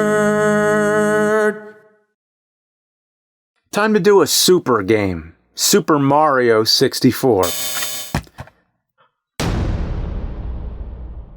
No! That's right. It's back. I already played this game. I already showed you how bad it is, but it gets worse. Much worse. First, a little background. I complained already they should have used the Superman theme, by John Williams.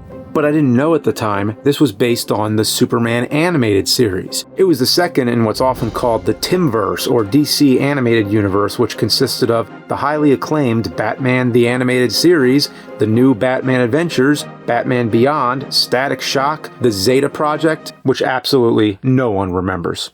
Then finally, Justice League and Justice League Unlimited, with a few features sprinkled here and there. Superman the Animated Series helped bring a lot of the mythology from the comics to a whole new audience. Characters who are often excluded from previous TV or film incarnations finally got more attention and have since gained popularity and shown up in other shows and movies. It was regarded as a great series, so it's surprising it led to one of the worst games ever made. Alright, enough of the history lesson. Let's get on with this shit. So, here's an interesting detail I missed before. The story of the game is that Lex Luthor has hidden Lois Lane, Jimmy Olsen, and Emma Hamilton in his virtual world. That's right, this entire video game takes place inside a video game. You'd think a genius like Lex Luthor would use his ability to create anything in a virtual world and come up with some crazy obstacles or enemies for Superman to face, so what did he decide on? You know. Rings.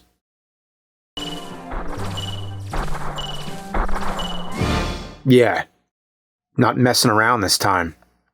So picking up from last time, after another round of rings, I have to fight a few shadow men. Alright, I'm gonna land and just punch them. No, I can't land because they're under me. Oh, and now I'm through the floor? And then oh yeah, of course. I should have expected something like that. These guys are not hard to take out, but I can't land! When you're not flying at full speed, you just hover. I can't get to the last guy in time! Ah, fuck! Finally, I'm able to punch all of them and get through another round of rings, and then I end up having to save 3 people from tornadoes. This should be really easy. You should just be able to use your super breath. No, he has no super breath. He just blows. Oh, you have to collect your superpowers. Oh, okay. So I get the super breath, I go the tornado, but I can't slow down in time. By the time I activate my power, the tornado's too far away and kills people. One time I was lucky enough to get both tornadoes in time at the right point and blow them away. But guess what? These tornadoes come back as the final boss in another Superman game. Now I'm in sort of a dam.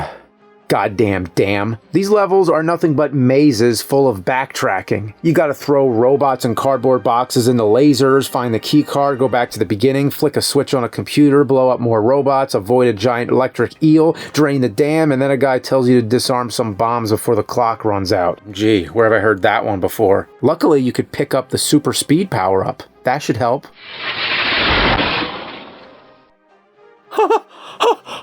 Oh dear. Where am I? The Phantom Zone? Oh, gee, and you have to start the whole level over because there's no checkpoints. On the way to the bombs, you have a boss fight with Mala. She was like the cartoons version of Ursa from Superman 2. Alright, here we go. Get ready for this epic boss battle. Well, that was anticlimactic. You know it's bad when the level enemies are harder than the boss. Let's see what's next. What could possibly follow that up? Then there's no time to waste.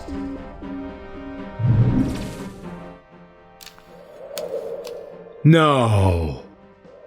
No way.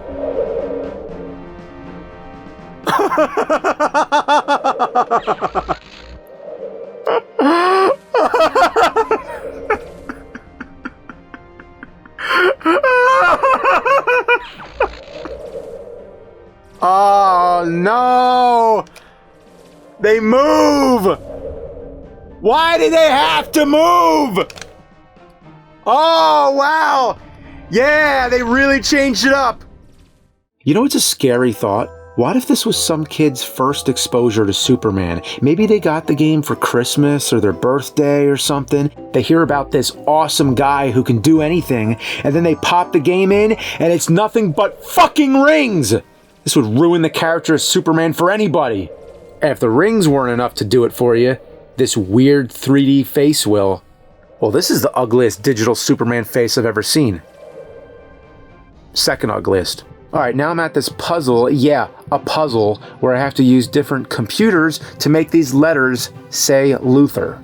I'm sure there's probably some pattern or strategy, but all I did was keep clicking until it got solved. Not sure how I did it, and I don't care. Now we get to Luther's office where we fight Brainiac, one of the most badass Superman villains. He let Krypton die, has knowledge from worlds all over the universe, can shoot blasts of energy from his hands, and once mind-controlled Batman. This is definitely going to be a good boss fight.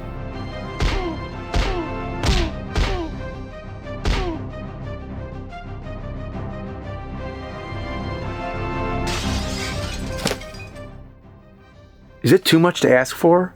Just to have one decent boss fight?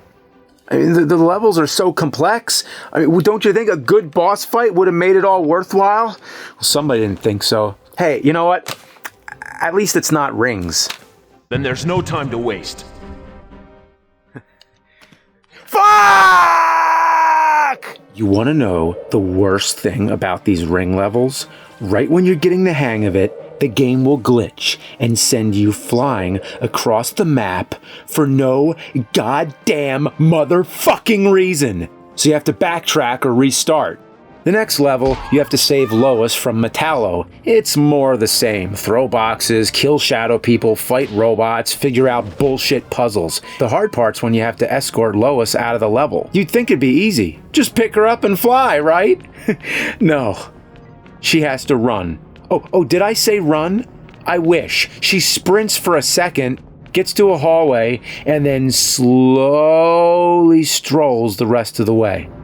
Move! Move! Oh, come on, move! You can't even run ahead just a little bit and take out some shadow guys before she reaches them. If you get too far away, a shadow guy will spawn in front of her. And I'm so sick of saying shadow guy. So you're forced to watch her take every step toward the exit, which feels like it's 10,000 miles away. Okay, time to fight Metallo, a cybernetic creep with the brain of a mercenary and a heart made of kryptonite. Let's see how much of a challenge he is.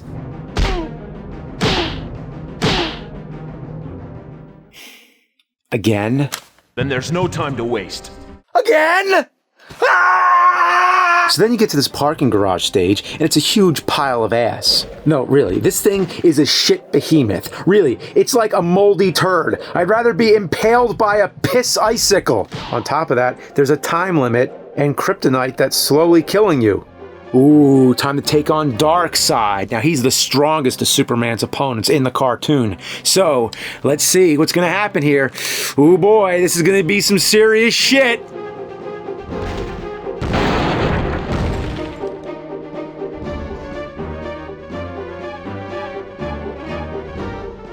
Glitched. Again. Now I gotta play that whole maze all over? Oh man, this game is such shit. I'd rather lick the asshole of a Thanagarian snare beast. So, rinse and repeat. Here we go. Darkseid again. Oh wait, I have that heat vision. Let me try that. Okay, this is working. Alright, I'm gonna have to use my fist here. Oh, okay. Come back. Oh, there he is. Alright, I got him. Oh, wait a minute. Huh. I have to drag him to the police now. Yeah, Darkseid, the ruler of Apocalypse, commander of armies of parademons, a new god who can shoot omega beams from his eyes, is just gonna go to the regular police. Yeah, throw him in a cell with Bruno Mannheim. He'll be fine. And then after another round of rings, yeah, you know, I'm getting used to it at this point. I get this level where I have to rescue Emil Hamilton from Parasite. This level is actually pretty decent. The map is smaller, and the directions are more clear and precise. Also, you defeat the boss in a clever way.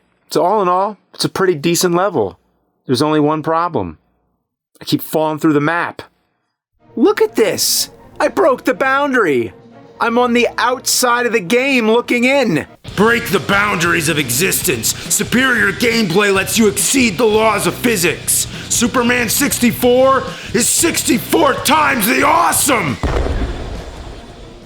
So after that, you do more rings, big surprise, and then we're at a Subway. Not the fast food place, but the actual Subway. And it's the same stuff you'd expect. Flying around aimlessly, backtracking, yada yada. But then it turns into a real shit show when you have to do another escort mission. And this guy is worse than Lois. When enemies are close, you have to make sure he doesn't get hurt. So how do you keep him safe? By using your super breath and encasing him in ice. Well, I've seen Superman do lots of crazy things, but putting them in ice? Like, how do they breathe? How do they stay alive? Why am I asking you? Look at this shit. The guy gets to the exit, he thanks you, and you think that's it. But then he gets attacked on his way out and I can't go past the door. The only thing I can do is escape through the ceiling and hope the level ends before this guy gets killed. So here it is, the final ring level. But it's the worst of them all! There's rings underwater that go below the map, there's moving rings, there's even multiple ring paths that lead to false exits. Now that is just cruel. In a normal game, this might be challenging, but not when the controls are so broken. Fuck! Fuck! Ass! I can't do it. I need help. I need guidance. I need to learn to fly.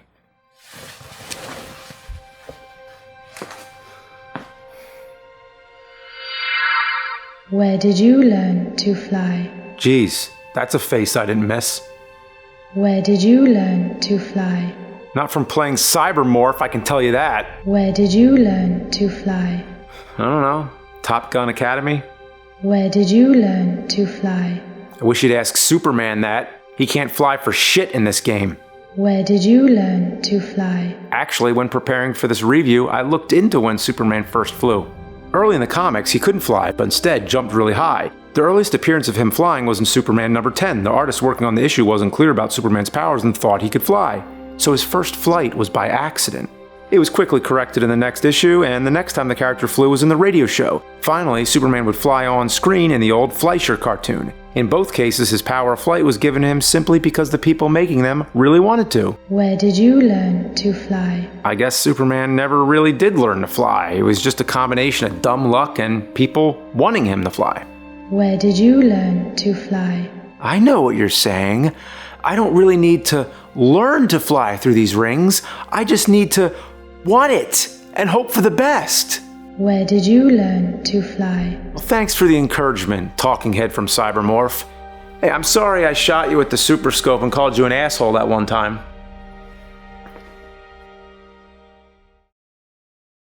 Where did you learn to fly?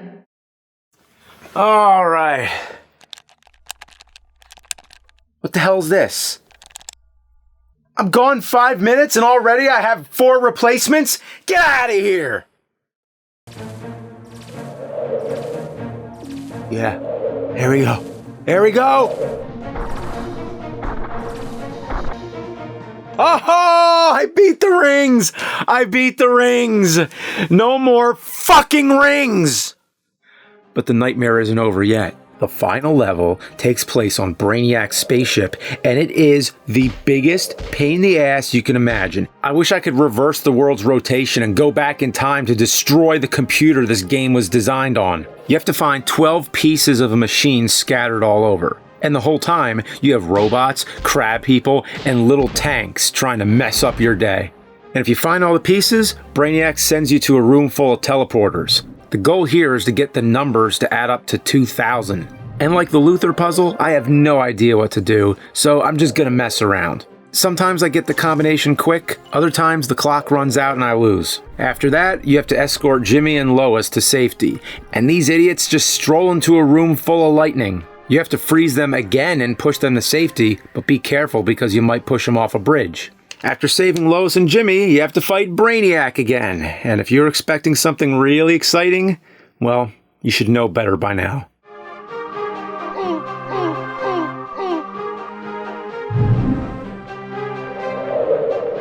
Once he's down, you destroy some bombs, and of course, another ring. Just kidding. Superman brings his friends to the real world, and Luthor gets away. I am so happy to be finished with this, I'm gonna ignore that the camera is having a seizure.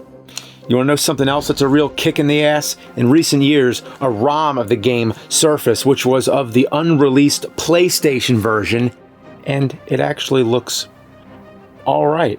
The levels look unique, the bad guys look cooler, the controls don't seem great, but it looks like they work.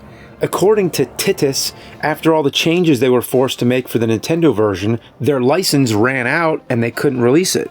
Instead, we got this rancid anus tart of a game vomiting green rings in our face.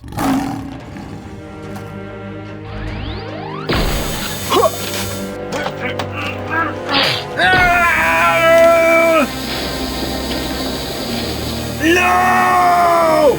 Please don't! Don't hurt the good, innocent games!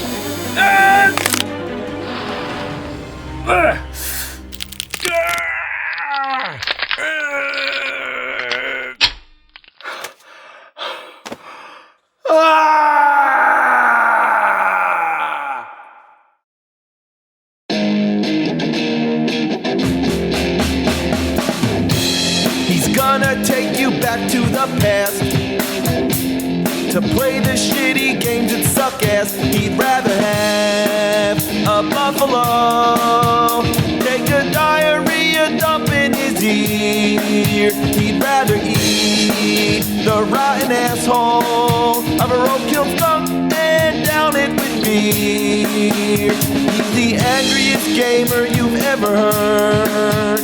He's the angry Nintendo nerd. He's the angry Atari Sega nerd. He's the angry video game nerd.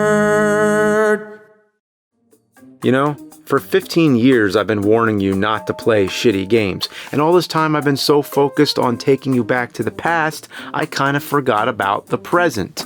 So, let's play something recent for a change. PlayStation 4. Yeah, let's go all the way. Let's try out Life of Black Tiger. It was originally a mobile game for the iPhone and Android, eventually ported to the PS4 in 2017. They say it's bad, but this is a current generation console. I think by now game developers would learn from their mistakes, so how bad could it be? It starts off with this weird stock acoustic guitar loop. Sounds like the intro to a massage therapist's website from 1997. I could just doze off. All of a sudden it switches to this heavy metal riff. Then you get the storyline for this emo black tiger. His parents left him, he's all alone, so he hates everything. It's quite a serious and sad plot to start a game with. What happened to the frame rate? It's giving me a headache. These characters look so ass. Is that Belle from Beauty and the Beast? Animal called as human is what I dislike the most. They smell bad. For real? This is for real? The game itself plays worse than you could imagine. Controlling the camera is reversed, meaning it's the complete opposite of how you control any other modern game. The controls are a baffling mess, and the tiger moves slower than shit advancing through a sloth's anus. I'm holding the run button too. Without it, you can barely even crawl. This is an action game. In what situation in an action game would you need to move that slow?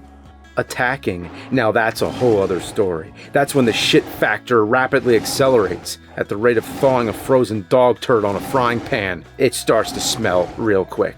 And if you think that's sadistic, look at what I'm playing right now. To attack, you have to hold down the circle button and hope for the best. Every time you kill a person, they make the same yell.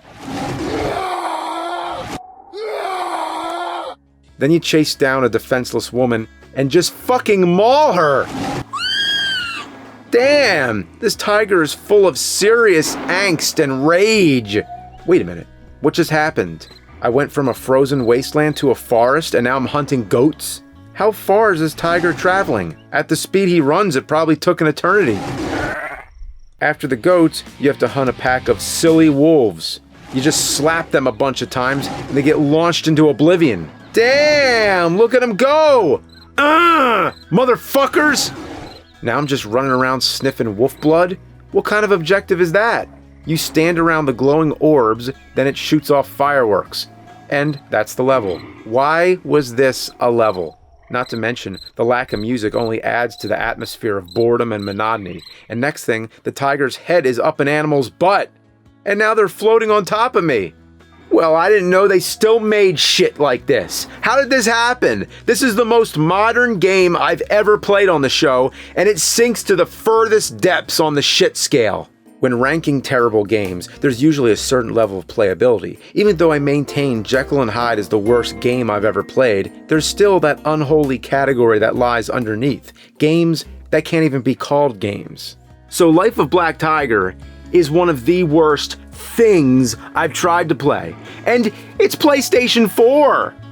How did this happen? I know it was originally on the mobile phone, but still, they sold it on the PlayStation Store. Who made this? So it's a company called One Games. I wish it were Zero Games. But no ordinary game designer could have created anything so vile and putrid. Something like this requires some high-level excremental expertise. This could only be the work of one person. A person by the name of Fred Fox. Fred Fox! Fred Fox. It's Fred Fox. It's Fred Fox. For Fred Fox's sake. And at the heart of it all, the final boss, my arch nemesis, Fred Fox. And I think it's about time I find him and tell him to knock this shit off.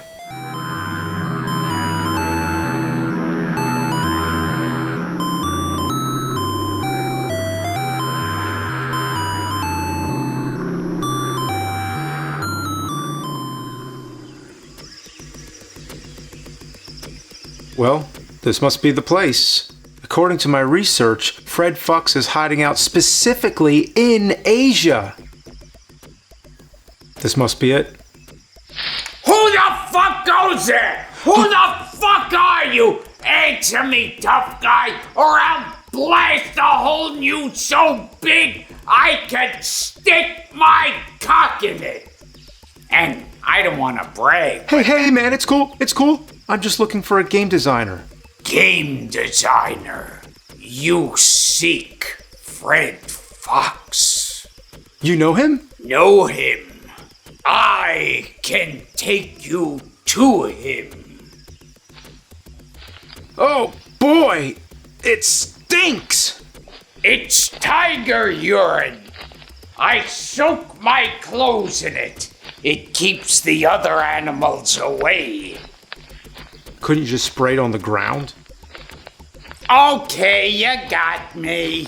I like the smell and the feel of tiger urine on my clothes, and it makes a great fabric softener. I make a lot of the stuff around here. What's that? That's my company computer. Is it made out of coconuts and bamboo? And hyena feces. Lots and lots of hyena feces. It makes Unity run like a son of a bitch. What company has such a shitty computer? It's called One Games because it's one guy making games all by himself. You're Fred Fox. Well, I gotta ask you, what were you thinking? Life of Black Tiger? That game's horrible. Well, I'd like to see how good a game you can make out of a computer made of jungle foliage and animal droppings. Come, pull up a chair and we'll finish it together. Okay, well, how are we gonna play it? You know, I actually got my own PS4 Poo. Don't you mean PS4 Pro? No, PS4 Poo. See?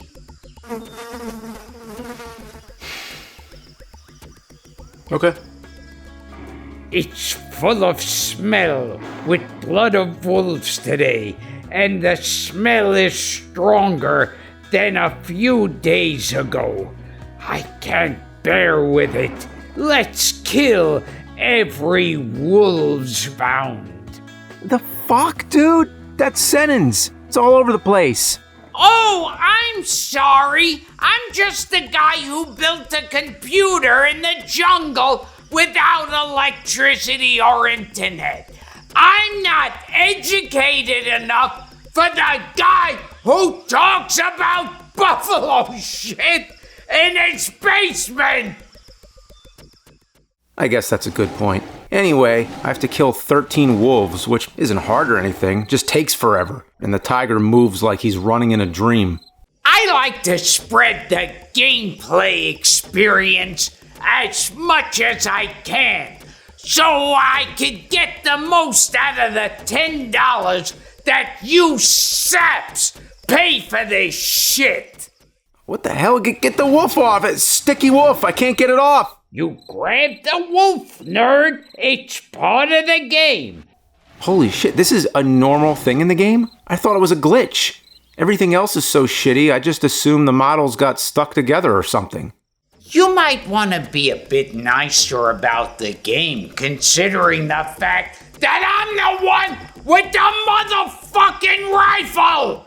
Finally, that level's over, and even though I only played it for under 4 minutes, it still felt like an eternity. The gameplay is so riveting that time stands still when you play it. A boss of the wolves and his subordinates came to revenge for the killed colleagues? I'll never step back? Survive till the fixed time? What, were you fucking stoned when you wrote this? Yes. Thought so. So all you do is run away from a pack of wolves that move completely in unison. You only have to survive for 3 minutes, but man, is it the longest damn 3 minutes of your life. Killing the wolves doesn't even matter because they just respawn endlessly. What's the point of that level? Why not just kill the wolves? It just seems padded for no reason. I tried to make it true to life. You know, not everything in life is solved with conflict. Sometimes you just gotta run like hell from your problems. Words of wisdom from Fred Fox. The enemy life meter is the slowest I've ever seen in any game, period. Holy shit. It's so slow, you can't even see it moving. It's one single pixel on a high-def screen. Killing the boss wolf is such a pain. The female tiger doesn't help, unfortunately. Half the time her attacks miss, not to mention your attacks barely do any damage. Why is this tiger so weak? You might say that tigers are real pussy. Cat. You see what I did there? I said you see what I did there? Ha it's very funny, very funny. Ha ha! I gotta say, I love slapping a group of wolves at the same time and watching them fly. It's oddly satisfying and really funny. Yeah, smack them around. Yeah! After killing the wolf boss, it's yet another filler level. This time you just walk around with the female tiger until she stops. Again, unnecessary. The next bunch of levels are just you slaughtering half the wildlife in this forest just to impress the female tiger. You have to bring her a rhino, which you just pick up and drag. How can the tiger pick up a rhino like it's nothing, but can't kill a wolf in under an hour? This level has you murdering the shit out of poor bunnies. When you hit them, they fly like a missile. That's not nice. Look at that. They fly like 50 feet. I'm happy to get a sweet time with the female tiger. Today she told me to hunt giraffes. Let's hunt giraffes for her. So she told the black tiger to hunt giraffes? Why are these tigers so sadistic?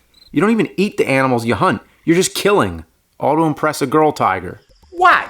You never went on a murder spree, rampaging and taking the lives of all you see just to impress a sweetie? Eventually, after killing most of the forest, the female tiger gets pregnant, and it's the black tiger's best day. In the original Alpha build, I had a full-on tiger sex scene. Oh, it was hot. It was tigers fucking and sucking constantly. One tiger fucking the other tiger, and the other tiger turns around and sucks that tiger. But the rating board put an end to it. I don't even want to imagine that. Huh. Oh, wait. See? One thing I will say, the baby tiger in this game is fucking adorable. Just look at that thing, isn't that cute? Man, forget Pikachu or Kirby, this baby tiger makes those losers look like a piece of shit. Other than that, the game goes on and on and on. It's a chore. You ever paint a house or rip down wallpaper? That's this game.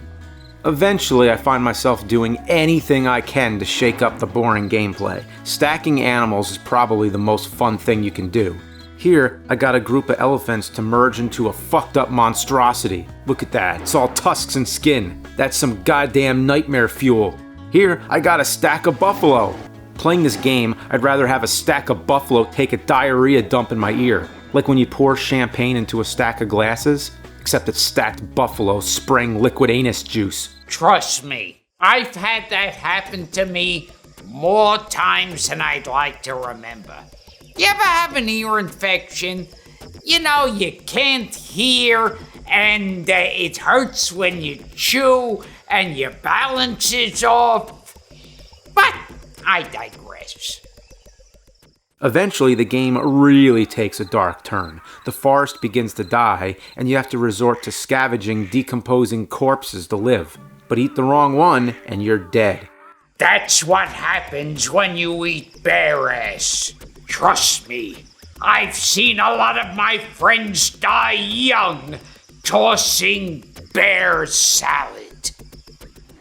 Actually, spoiler alert, the forest is dying because the humans have poisoned the animals in an attempt to kill the black tiger. Remember those people we killed in the first level? Well, it's coming back to bite the tiger in the ass. These humans are no joke. They burn the forest, kill the female tiger, and steal the baby. That's some fucked up shit right there. I didn't pull any punches with this. This is my magnum opus. And it's not the first time I've used Magnum today. I get it. Eventually, you have to fight the humans to get your child back, which takes a while. I wasn't sure what to do at first because they kept on coming. You have to keep killing them until the game decides it's enough. But eventually, the game will end after you kill enough people. I love this right here. If you kill a group of humans at the same time, the sound clip of them screaming doubles up and you get a sonic death scream. Damn, that could probably blow out your speakers if you got enough kills going on at the same time.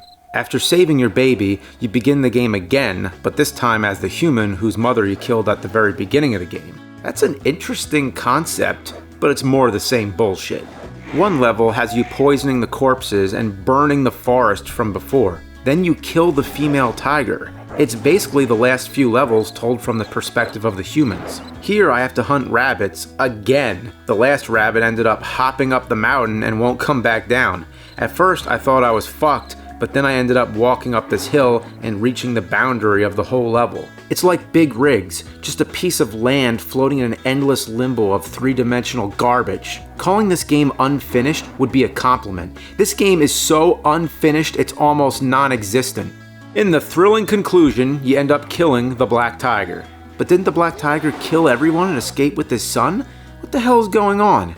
It's an artistic interpretation of jungle life, you uncultured swine.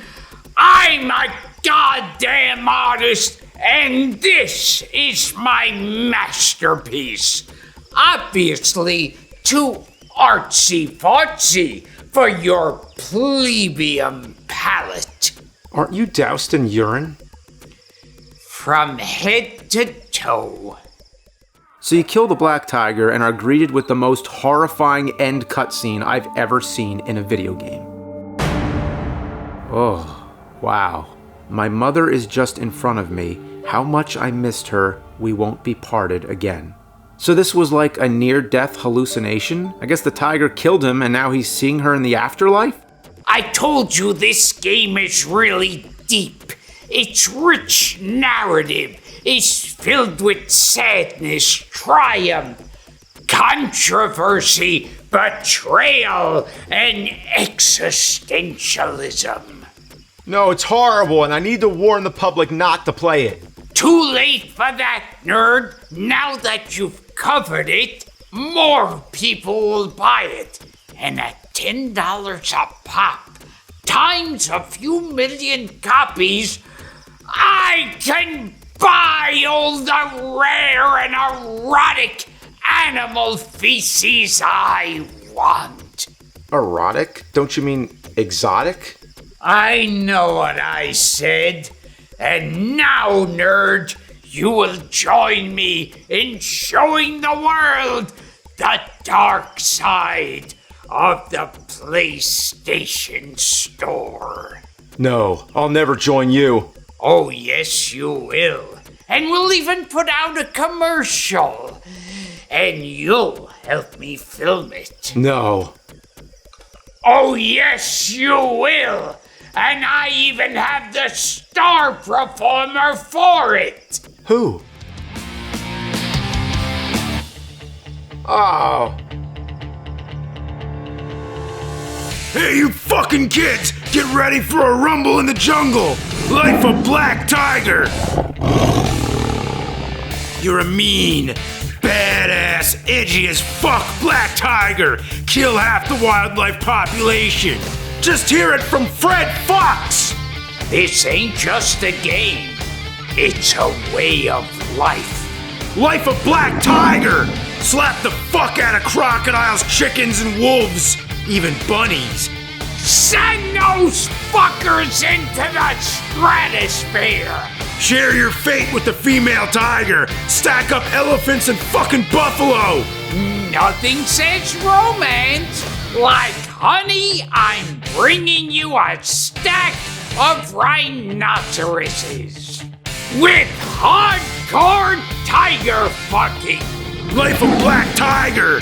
Earn points to play as a flock of chickens, a bunny, or a hunchback bear! You need 1,000,000-something points, and if that ain't replay value, my name ain't Rex Viper Riggs! Life of Black Tiger!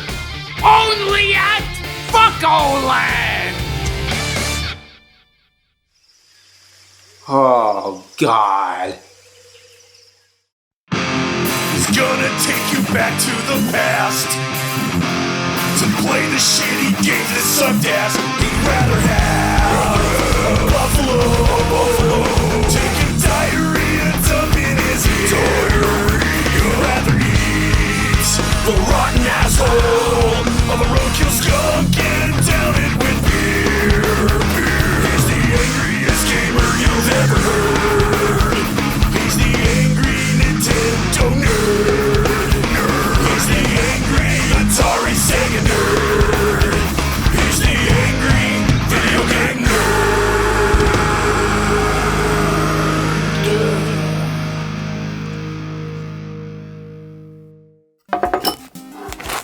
Oh, hey, you're back. Again. You want to play some more shitty games?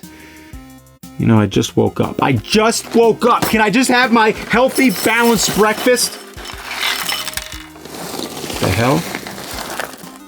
Chex Quest? A game inside a cereal box? I swear, if a Chex man comes out and starts turning all my games into Chex, I'm gonna lose it. I just got rid of all that Pepsi left over from that silver son of a bitch. But man, this takes me back. Yeah, remember getting prizes in your cereal? They were usually some piece of shit toy that would break, but for some reason, we all flipped the shit when we'd find these. They were awesome. It was like a little bonus in your breakfast. In '96, General Mills went above and beyond by putting a free video game in every box of Chex, and the game was a first-person shooter. Crazy, right? I remember seeing the commercials with that kicking guitar riff and those cool kids eating Chex and thinking to myself, oh wow, a free FPS? FPS probably stands for fucking piece of shit. I mean, come on. A free first-person shooter game? About Chex? I mean, look at Pepsiman. We all know how that game turned out. And that game cost real money to buy. 2,800 yen in '99, so about $40 in the US nowadays. So you think a free reskin of Ultimate Doom would be good? A family-friendly first-person shooter that uses the source code from an id Software game? Reminds me of Super Noah's Ark 3D. Or I'm sorry, Super 3D Noah's Ark. But hey, even if it sucks, at least we get 50 free hours of AOL. That screenshot right there. That is how I first saw the internet. So anyway, let me finish this and then we'll start the game.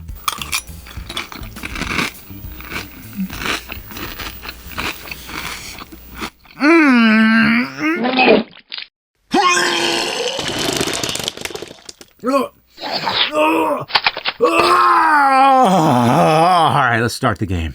I really need to go food shopping somewhere besides eBay. If you're playing with the original CD, you get this intro animation explaining the story. It's pretty hilarious. Basically, there's these evil aliens from another dimension called Phlemoids. They survive off of cereal and nutritious foods. They've taken over the planet Bazoik, where all the nutritious foods are made, and now they need to be stopped. So now, our hero, Chex Man, goes in to send the Phlemoids back to their dimension. I'm from Chex Squadron. And I say kill them all! One thing I should bring up, there's no guns, chainsaws, or BFGs. It's a family-friendly first-person shooter, an FFFPS. So what do they use? Zorchers. What are Zorchers?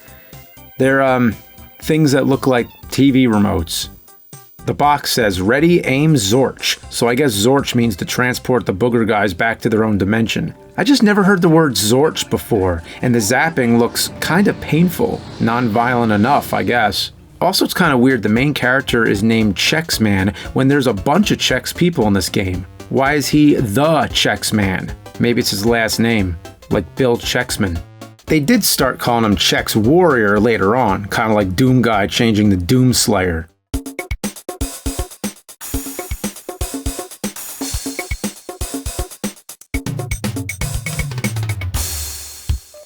The music is pretty good. And the graphics aren't bad for '96. It's pretty much what I'd expect from a rebuild of Doom. The opening screen looks pretty cool, the game moves fast, and looks a lot better than Super Noah's Ark 3D. The difficulty choices really rub me the wrong way. Easy does it, not so sticky, gobs of goo, extreme ooze, and super slimy. Sounds like some of the titles in the video store. You know, the movies for mom and dad section. If you're playing this on a DOS emulator, the mouse sucks. In most first-person shooters, you move with the keyboard and look and shoot with the mouse. In this, the mouse actually moves you around, so playing with mouse and keyboard is a total shit show. It's easier to just use keyboard only. The game itself is, so far, pretty decent. It's Doom with cereal. Find the red, blue, and yellow keys to open doors and find the exit. There's a bunch of different guns or Zorchers, and there's even secret rooms to find in each level. I also like the little Chex Man at the bottom of the screen, like the Doom guy. He makes little faces when he gets items, and when he's close to death, he gets more covered in slime. I gotta say, for a game that's about a Chex guy zorching boogers, it's actually a pretty good game. They didn't just rip off Doom, they actually gave it some real attention to detail. For health, you collect glasses of water, bowls of fruit, and veggies, and the almighty supercharged breakfast. It's corny, but it fits the aesthetic of the game. Well, it's not tedious, it's not annoying, it's not ass, and the mascot hasn't come in and changed all my games. So I think this is a pretty good game. Yeah, I hate to say that I don't hate this. It's good. What am I gonna do with that? Each level's pretty straightforward, but still offers a decent level of challenge. The secrets are pretty well hidden. There's a bunch of good stuff like health and armor power-ups. There's even a super secret Easter egg in the second level. If you get on this elevator and jump to these boxes at the exact moment, you can find a secret door that leads to a room with pictures of the creators and the Laz device. It's basically the BFG from Doom. And like in Doom, there's a ton of different weapons, and each one is the non-violent equivalent. Your default weapons are the Zorcher, which is pretty much the handgun, and the Spoon, which is pretty much the punch. You know, never in my life did I think I'd ever play a game where you're spooning booger aliens. The other guns are the Rapid Zorcher, which is like the minigun, Phasing Zorcher, which is like the plasma rifle, the Zorch Propulsors like the rocket launcher, and my personal favorite, the most ridiculous weapon, maybe in video game history, the Super Boot Spork. It's an electric spork that tears through everything. It's basically the chainsaw. But come on, it's a spork. Where else can you play a game where you spork enemies to death? Spork them! Yeah! Yeah, suck spork, you boogery bitch! Yeah, I'm enjoying this game a little bit too much. But don't worry, I'll find something that sucks. One annoying thing is you lose all your weapons when you die. I know this was also in Doom, but it really sucks in this game. I made it all the way to the final level and died, and when I came back, I only had my regular Zorcher and Spoon. Don't you hate it when you only have your Zorcher and Spoon? The final level is damn near impossible with these weapons. There's tons of armored enemies, and if you weren't actively saving, like me, you might as well just reset the whole game. Now, I know that's mostly on me, but things are a bit unfair. Right here, I'm on this tiny ledge, and I'm getting hit by enemies that are way below me. I can't even aim to shoot them, but they can just target me from completely off the screen. Also, in some places, the game gets really dark. I was trying to find my way out of this area and just kept running in circles before I realized I had been passing the door the entire time. It was just way too dark to see. In level 4, there's this maze. Fuck this maze. It's very easy to get lost. The way out is extremely hidden, which I guess is what they wanted, but goddamn, I was in this maze for what felt like forever. Also, if you try to pull up the map, the whole area is blank. Yeah, they knew. They wanted to fuck with people. The maze is the most sadistic thing in this game. And you know there were kids flipping their shits back in 96. It was called the shit flippers of 96. You ever hear about it? Yeah. The last thing, the keyboard controls feel kind of sluggish. Turning and shooting is a pain. There are a couple of ways you can go about playing this game, so here's the second way. For this method, you have to download a Doom source port. There's tons out there, but the one I find to be the easiest is GZ Doom. Using GZ Doom allows you to play the game in the best possible way. You can bump all the settings to max and go from the original DOS graphics to playing in 4K Ultra HD. This also gives you proper mouse control, making me Zorch incarnate. Motherfuck. Using the GZ Doom source port's definitely the way to go. Yeah, only 30 minutes later, I'm back at the end of the game. The final boss is the Wall of Slime. There's tons of enemies, but you just Zorch them all and save the trapped cereal people. And that's Chex Quest. So how come that didn't totally suck? It was pretty good, and considering the fact that it wasn't made by a major game studio, it was just a small group of people tasked with the impossible to make a game, a free game, based on a cereal. Bravo. The company, Digital Cafe, only had a budget of $500,000 and a group of 8 people. One of them, a programmer named Scott Holman, was only 17 years old at the time. He'd actually work on the game after school. But the real crazy thing is that even to this day, this game has a die-hard cult following. Who would have thought? A game based on cereal? I mean, it's basically just Doom with a new coat of paint. All the characters and weapons behave the same as they would in Doom, but the graphics are colorful and memorable. Even though it's really just a reskin, it still feels like its own thing, if that makes sense. Regardless, this game moved 6 million units and quadrupled the sales of Chex cereal. Considering most people just buy Chex to make party mix and those Muddy Buddy desserts, that's a lot of extra profit. There's even 2 Chex Quest sequels. Chex Quest 2 was a free game available on ChexQuest.com when the first one came out. And Chex Quest 3 was made in 2008. The demand for a sequel was there, even in the days of Xbox 360 and PS3.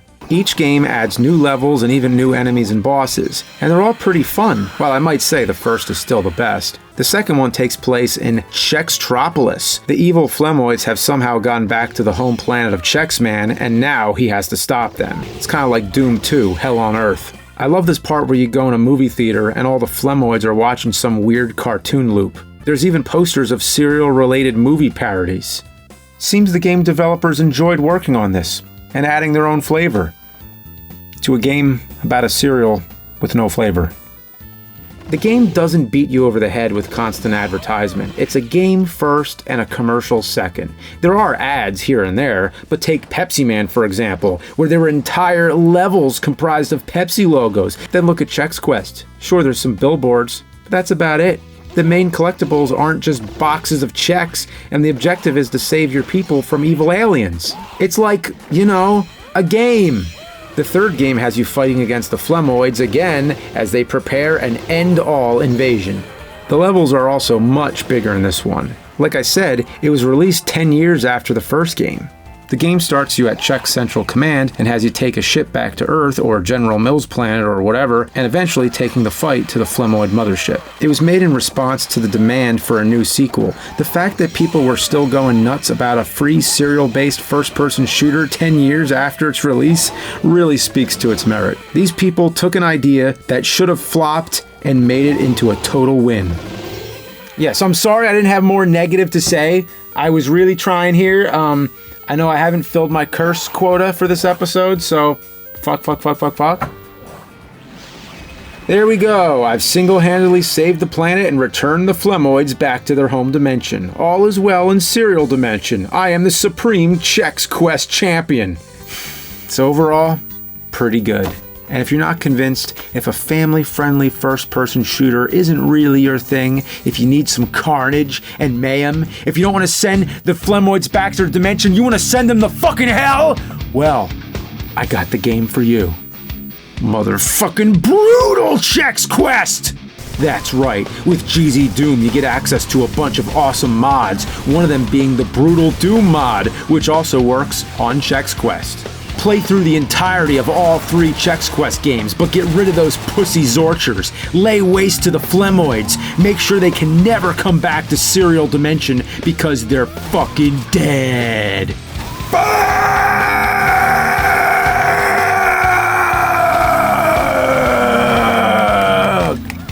This basically takes all the family friendliness out of the game and makes Chex Man the fucking Chex Hitman! Chex the Hitman hard!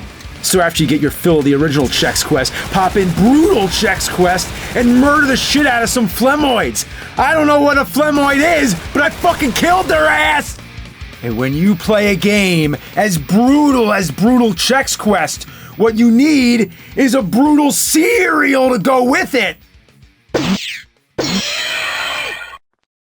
Brutal Chex! It's Chex on steroids. Illegal steroids! Made from broken glass, rusty fucking nails, and whole grain rice. This cereal will start your day if it doesn't end your life. Fortified with calcium from the bones of fallen angel wings. The only cereal eaten by both God and Satan. It's a straight kick to your muddy buddies. And Brutal Chex turns your milk red from your own blood pouring out of your fucking screaming mouth! 50 free hours of America Online included. He's the angry video game nerd. Remember when I was talking about Jurassic Park games in the Spielberg Games episode 101 if you want to be a nerd? Well, I ordered some new Jurassic Park games, but instead I got this in the mail. Yeah, it's called Trespasser, The Lost World Jurassic Park, or just Trespasser, I don't know. The trailer for the game gives you the impression it might actually be something awesome. The next generation of 3D gaming? Alright, so you know what's coming, so I'm gonna say the magic words. How bad could this be? Let's see, Windows 95 or 98, 64 megs of RAM, Pentium 2 chip. This game's too advanced for my retro computers, and probably too shitty for my modern computers. But let's try it anyway. Yeah, now that's what I'm talking about. Look at that arm flopping all over the place. Bad frame rate, background glitching. I feel at home already. The game's breaking down. Let me adjust the settings. That's a new one. I'm sorry, I just need to take a look at this for a moment. That is amazing. When you've only just started the game and you're looking at this, you know you're in for a treat. There exist patches and mods that improve the game from being total ass to just mediocre. But I need the authentic experience. I'm the angry video game nerd, not the slightly irritated video game geek. Wait a minute. What's this? Plane ticket? Huh. The tropics. Yeah, you know what? I could use a vacation. Screw this game. Ladies and gentlemen, this is your captain speaking. Just an update from the cockpit. We're expecting a smooth ride. Cruising altitude of 35,000 feet. The current temperature, 75 degrees. A dinosaur on the wing.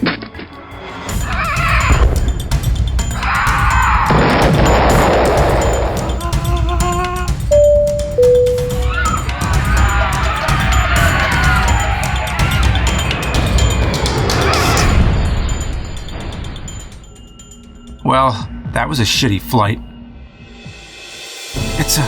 It's a dinosaur.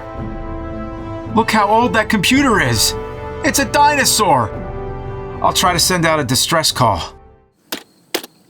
No luck. But it has the recommended parts needed to run Trespasser, and there's a copy of the game. Well, I guess reviewing the game is my vacation now. What's with this weird font? Please take a few moments to register Trespasser and receive full customer support and regular information about our products. Be automatically entered to win something cool from EA. It might be a free game, a hat, a shirt, whatever we come up with. Lucky winners picked every month. Judging by this game's reputation, the only thing EA should be giving out is apologies, a legacy that continues to this day. By 1989, International Genetic Technologies had succeeded in their design to genetically recreate the dinosaurs. The intro recaps the movies with the familiar voice of Richard Attenborough as John Hammond.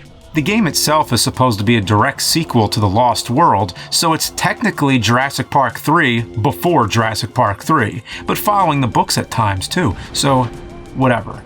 You play as Anne, who crashes onto Site B of all places. Man, they just can't stop landing on those fucking dinosaur islands. What's cool is she's voiced by actress Minnie Driver, you know, from Good Will Hunting and GoldenEye. Whoa, what kind of hazardous waste did they dump in that water? What am I even looking at? Okay, let me fix my settings.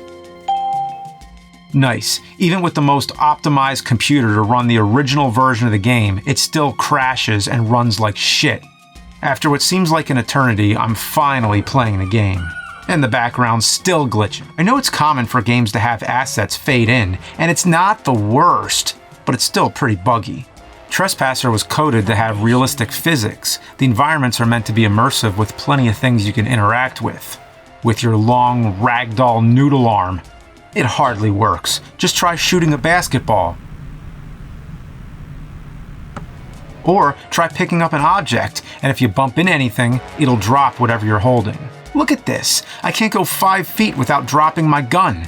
And the jumping. Oh, God. Sometimes it's all right, but other times you get stuck. Like on this wall, which is so short. It shouldn't be that hard. I keep falling off. If only I could see my legs. That's like trying to walk on stairs without looking down. You can look down, but the game designers decided it was more important to see the character's boobs. Hey, what's up, nerd? Oh, it's that boundary break guy. How'd you know to call me here? I got this mysterious message to call this computer, and it's asking me to help you understand Jurassic Park Trespasser a little bit better. That's pretty convenient, but I could actually use some help boundary breaking this piece of shit. If we take the camera around Anne, we can see that all she has are shoulders, chest, and a single long arm. The chest is enlarged to hide the fact that she has no legs from the player's perspective. And also it behaves like a health meter, where her heart tattoo appears to be more and more filled as she takes damage. Ow! You can see the different stages of the heart hidden underneath her skin here. Also, her legs seem to be a rotating cube that rolls like a ball cube. This might be the reason why you're having trouble jumping onto the ledges. The collision detection is not that great. So I hope that helps, and I hope it explains a little bit about the coding there for you, nerd. Thanks, yeah, it does. By the way, while I have you, can you send a rescue party here to get me off this island? There's creepy dudes wearing inflatable dinosaur costumes. It looks like they're cutting out the signal. Hey, good luck to yourself out there, nerd. Now I know how to keep track of my health by looking down, but what about ammo? There's no heads-up display or meters showing how many bullets you have left. 7, 6, 5. That is really annoying. Also unrealistic. Who counts out loud how many bullets they have left while they're being attacked by a wobbly velociraptor?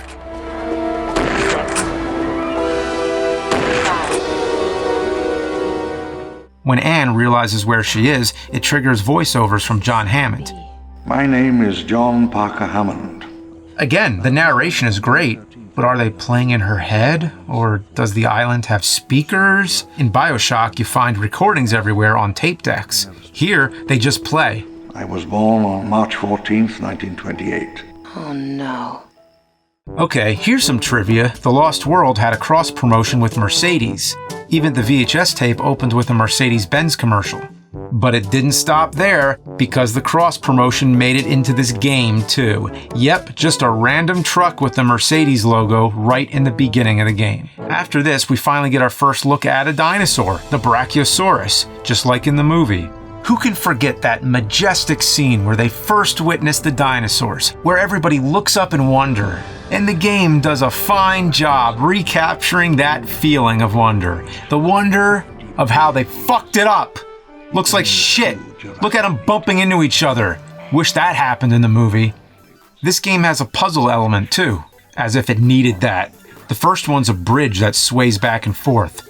You just gotta wait, and then jump! Ah, fuck! So I have to backtrack and drag a box to stop it from swinging, but that doesn't work either. So I had to grab another box, which took way longer than expected. You know what would be better? If the jumping worked. Every time you start a new level, you lose your weapons. Sometimes you can pick up new ones quickly, but they're weaker than the ones you had before. Each level is full of dinosaurs, like raptors and red raptors and yellow raptors. So many raptors! Seriously, I know raptors are like one of the main bad guys in Jurassic Park, but could they not think of any other enemies? Even when other dinosaurs do show up, most of them mind their own business. Look at this Stegosaurus. It won't attack me even if I try to piss it off. They attacked in the Lost World, but here all you do is shoot raptors or drop jeeps on them.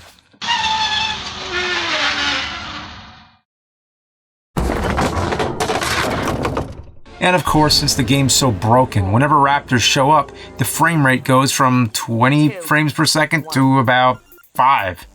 It's also hard to tell if they're dead. They just sit down with their eyes wide open. They look more tired than anything.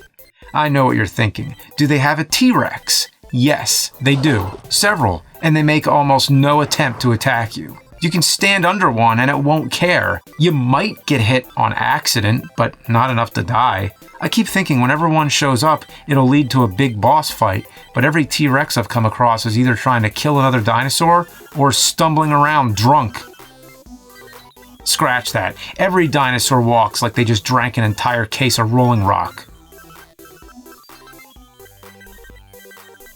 These levels are gigantic, by the way. Probably some of the biggest for a 3D game at the time. That would be fine, but outside of a few areas, they're mostly just trees and rocks. Nothing interesting except for maybe this piss pond. Yeah, the dinosaurs gotta piss somewhere, I guess. So why not include that in the game? There are some Easter eggs you can find, but it's not worth the time. Like this beach where the opening audio from Lost World plays. Come on, I won't hurt you. Mommy! Daddy, you're supposed to come see this! I found something! Huh. Is it supposed to be the same beach? Looks nothing like it.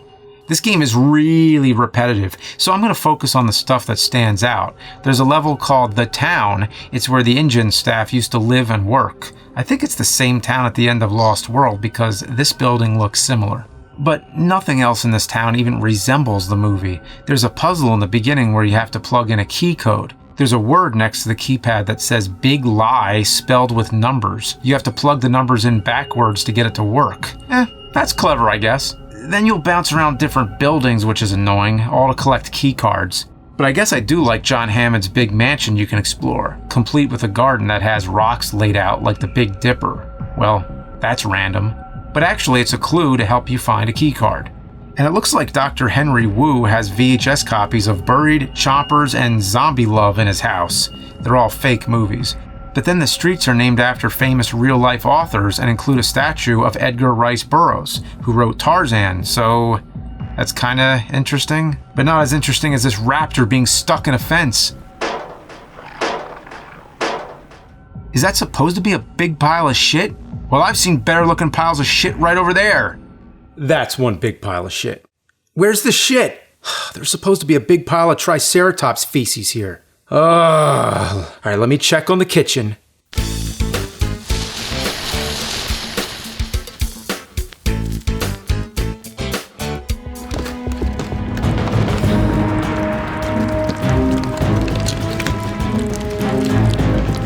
Is it ready?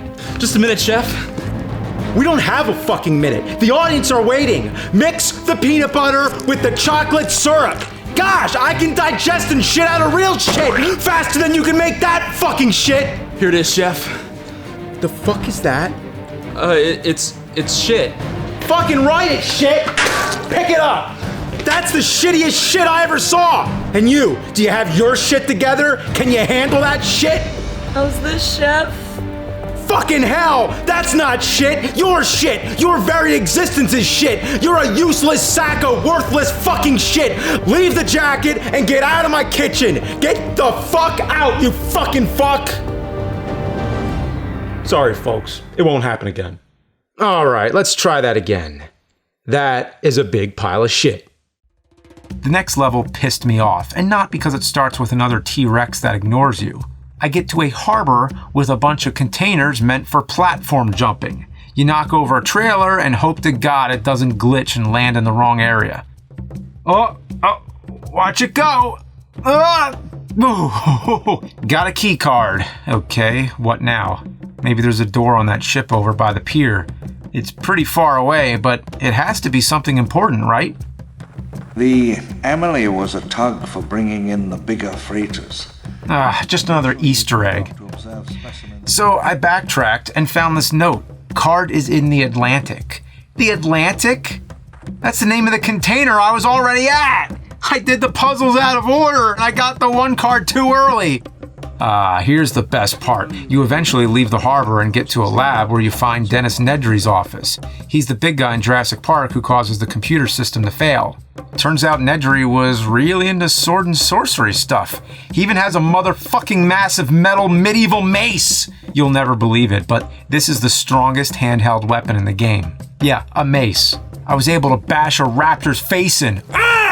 Look at that! Next time you're talking Jurassic Park games, make sure to bring up Trespasser, the one where you fuck up a raptor with a medieval mace. The biggest mistake Dennis Nedry made was leaving this insanely awesome weapon on Site B. If he had this at the other island, where the original Jurassic Park took place, things might have gone differently for him.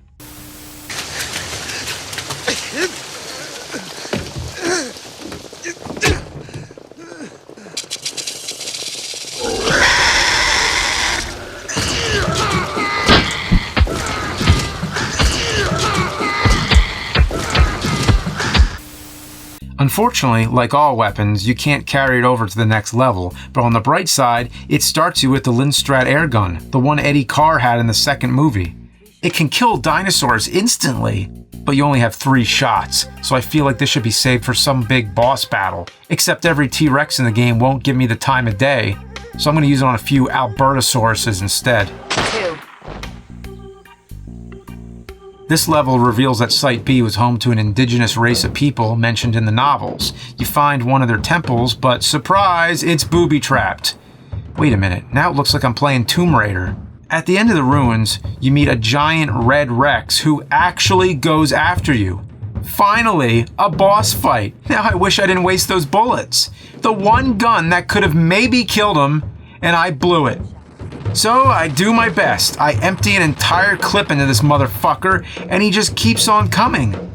But it's okay. You don't have to kill him. You can just run around this pyramid and give him the slip. So maybe it wasn't a boss. Just the only hostile T-Rex in the whole game. But now I'm at the real hard part. An old rickety bridge. You have to jump over this gap, and with this game's shitty jumping, it is beyond impossible. No matter where I jump, I fall again and again. I have no idea what to do, so let's try something I learned a long time ago. Yep, you can just walk over it. Here comes the last level, or as I like to call it, Clumsy Mountain. Why? Because the dinosaurs can't help falling off the cliff. Dumb shits. After Anne calls for rescue, another raptor attacks, but also falls down a cliff. Near the end of the level, I looked back and saw more raptors falling. Birds evolved from dinosaurs, my ass. These assholes can't fly for shit. I made it to the end. All I need to do is jump over some boxes and get picked up by a helicopter. Be careful though, because there is a final boss in the game. Could this be the huge, epic T-Rex battle I've been waiting for? No, it's just a big raptor. A big raptor who kills himself.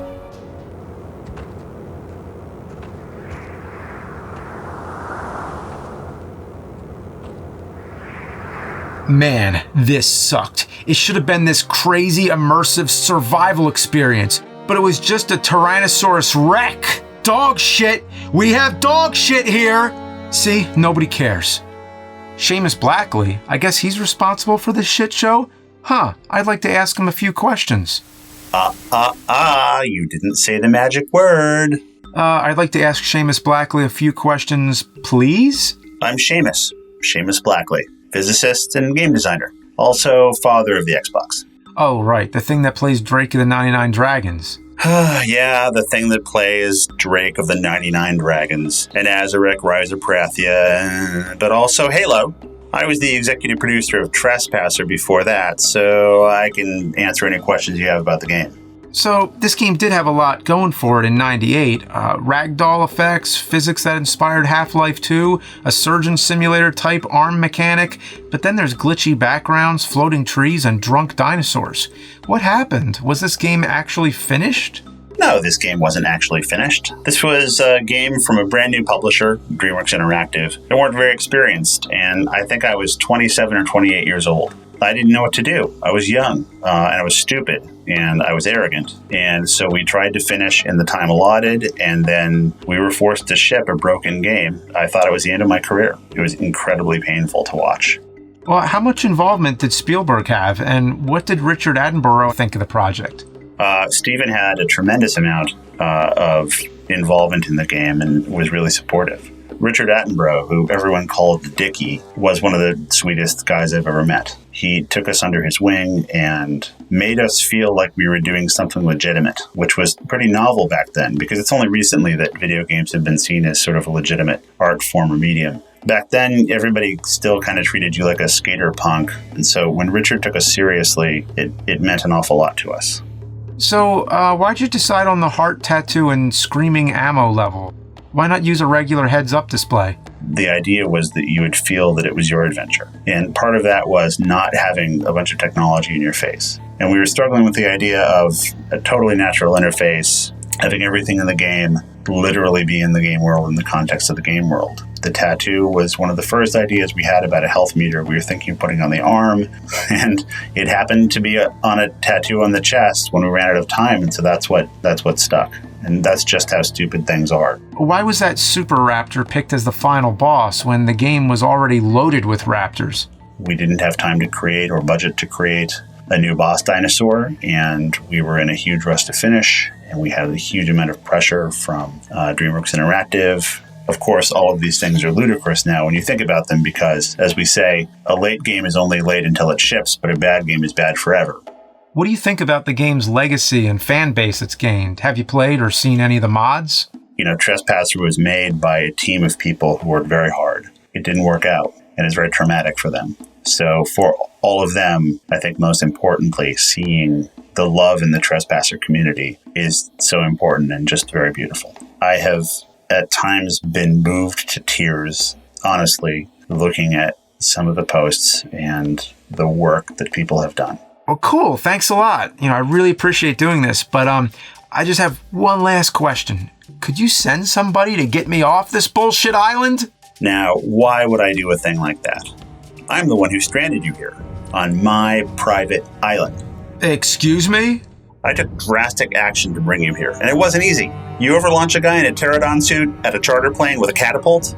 It's tougher than it looks. Well, no, that's fucked up. Just let me off your shitty island. I'm sick of playing your shitty game. That's exactly why I trapped you here. I'm sick of jerk reviewers like you talking shit about the game we worked so damn hard on. So I've been baiting and then stranding punk reviewers like you right here on my island. Then I break them mentally so that they love Trespasser. I even got an inflatable costume all picked out just for you. Any other questions, nerd? Yeah, how about a proper T-Rex boss fight? You want to fight a T-Rex? Fine, here's a T-Rex. That's the best you can do? I mean, the inflatable suits fit the budget. Oh, but check out what the T-Rex is holding. Nedry's mace? Well, that sucks for me, but it's not too bad. No, idiot. Check his other hand. The Duke? Holy shit! Seamus, you gotta call him off! You didn't say the magic word.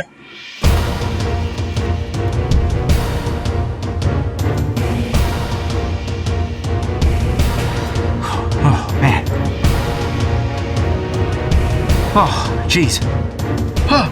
A brand new 2020 Mercedes-Benz GLE SUV. That's the perfect vehicle for escaping a T-Rex.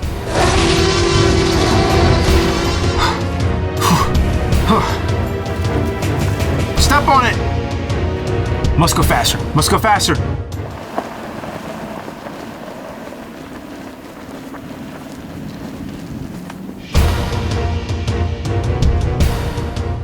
Yes, we lost him. Hey, thanks for picking me up, stranger. I didn't catch your name. I'm Seamus. Seamus Blackley.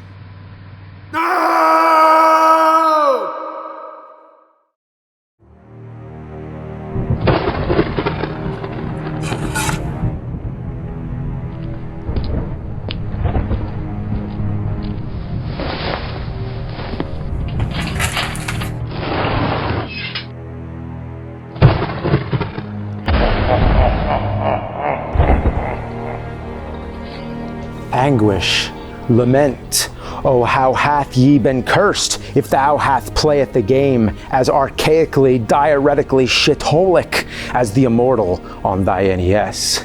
Whence I came, my basement chamber above, where I dispraise such demeaning, failed electronic attempts at merriment. But when they're as loathly as thee, it is but I who has thus sworn to suffer as I descend deeper into the catacombs, a place where true shit goes to lie face first down in smoldering decay, a place where sorrows exceed the souls and vanquished beings meet their fate. Medieval torture, man, the head crusher, the rack, the pendulum, the Iron Maiden, but none as dreadful as this. Behold. Reset, and here we go, the plate begins. Feast your eyes on this accursed nonsense. So as soon as the game begins, it gives you a warning. It might be a good idea to move. And it kills you right away. They pull something like that. At least they warned you, but it might as well warn you the moment you put this game in, you're doomed with life. So let's try it again. Into the next room. And look at that, they put that right there, right outside the door. Oh, one-hit death traps, that's real classy. Let's reset. Okay, here we go. So this isometric angle definitely makes things a little difficult. When you're just moving the D-pad all over the place, it kind of just, it's just a guessing game of which direction to push. And here we go, you fight the goblin and it goes into this battle mode. And to tell you the truth, in the dark ages of 8-bit entertainment, these graphics are a marvelous sight to laud. But if thine playeth oneself, you shall hereupon cry the tears of despair and agony as thou realize thou caught in an eternal button masher. Yeah, that's all you do is just mash buttons. And the thing is, you have a fire attack. I mean, look at this. You can shoot fireballs, but that doesn't work against the goblins. But you talk to this guy here, and yada yada, forgive my haste. The important thing to know, he gave me a key. And then I move on to the treasure chest. I use the key to open the treasure, and I get 20 gold pieces, bag of bait, and a sack of bad-smelling spores. Well, we all know what this game's a bad-smelling sack of. So into the next room. As you can see, going diagonal is kind of tough. I'm gonna use the bait on this goblin. Let's just see what happens here. Do it? Yes, of course. It kills you! Look, even the items kill you! Wow! Now that is a cheap shot. All right, let's try again. Into the next room and dodge the fireballs. Not the arrows and whatever it throws your way. This game throws everything but the kitchen sink. And look! Invisible pits! Confound it all! Oh, I beg of you, have pity! Oh, wow, that's a good one. That's classic. Oh, boy. And the thing about this game is the familiar premise of controlling a wizard navigating through a labyrinth of dungeon cells brings to mind similar games like Gauntlet or the obvious Zelda. But those examples only conjure up thy false jolly hopes, as thou seen in my lair above, the artwork in the Nintendo Power magazine and in the instruction manual looked divine. But nay, it is but filth. The game is naught of all that is goodly, plagued with visuals cursing the eyes of ye of ill mortals to witness. The shades and hues hereupon are like the bile of a dying bear that consumed only skunks, smeared with the milk of a witch's tits, fused with garlic and druid dump. Yeah, and there's another goblin. So repetitive, you just mash those buttons like a disorderly arf-farf-and-arf. I'd rather be bescumbered with dysentery. That's worse than diarrhea because it includes blood and mucus. I'm sorry, that's disgusting. But so is this.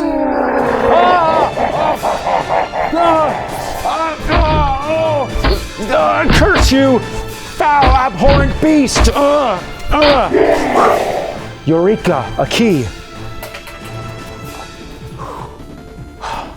Yonder I shall go as I proceed in my journey to further experience the tragedy of the immortal.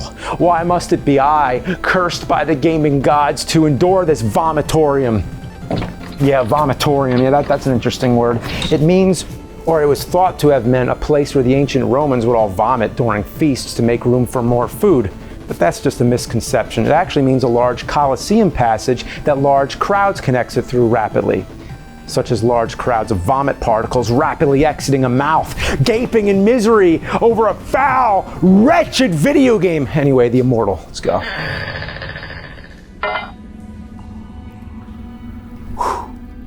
Death. It is all death here. It began as a gamer's revelry, those making merry to open the game on birthdays and holidays with the flames of excitement and adventure in their eyes. But as the agonizing torment set in, as the game mercilessly chastised and dominated them, the instinct to survive faded as the flames in their eyes diminished. And one by one, the revelers all dropped to their knees. Challenge is one thing, but in this game, every step can be deadly. Arrows, flames, giant worms, and there's bats that blend with the dark backgrounds. I mean, how can you avoid something which you cannot see? Trapdoors are everywhere, which is a cheap shot, no question about it. I mean, can I walk here or will the floor swallow me? I mean, you'll never know. There's no strategy, no reward for skill. Thou must play it repeatedly to memorize where the pits are. These invisible pits are nothing but a cheap, mean-spirited beginner's trap meant to elicit false and ill-earned replay value. And also, if you touch anything, you die. Step on the wrong floor tile, you die. You search the same spot more than once, you die. You approach a ladder or try to climb down a hole from the wrong side, you die. You stand still for too long, you die. You see some tiny little pixel that might be something you can pick up? Nay, chances are it is but death. In other words, bullshit of the lowest standard. And as mentioned, even thine inventory kills you. When you can't even trust the items, what can you do? Your character is vulnerable to everything, and for a game called The Immortal, it begs the question, who is the Immortal? Because it's certainly not the main character. At one point, in the very first level, you get an amulet, which has an incantation on it. You're given the chance to read it, but if you pick yes, you die. However, the amulet is required to beat the level, so don't read that. But I repeat, the item that is required to beat the level can also kill you. How could you make a game in the year of 1990 following a wealth of other games and ignore all that was done previously right? What art thou thinking? This was made by Electronic Arts? More like electronic farts! Oh, and for fucking hell, this forsaken dungeon. And if you thought this torture couldn't get any worse, it does by enlightening you on how the game could have been better. It was originally made for PCs like the Apple II GS, the Amiga, the Atari ST, and Sega Genesis. And it's no surprise the Genesis version is better, but all of them had much cleaner graphics. I mean, they're bright and they look more crisp. And plus the other versions, especially the Genesis, had gore. Yeah, fatalities, years before Mortal Kombat. Heads get sliced off, and look at the bodies get cut in half vertically. Heads explode. I mean, this game had balls, but it was neutered on the NES. And wouldn't you think the NES, the flagship of all nostalgic video game consoles, would be home to an acceptable version of this? It was a good game. It was a good game. It even had gore, and I was just playing a bad version all along of the NES. Oh, why? Why? Oh, I can't take it anymore. I thought I knew shit, but nothing could prepare me for this repulsive dung heap.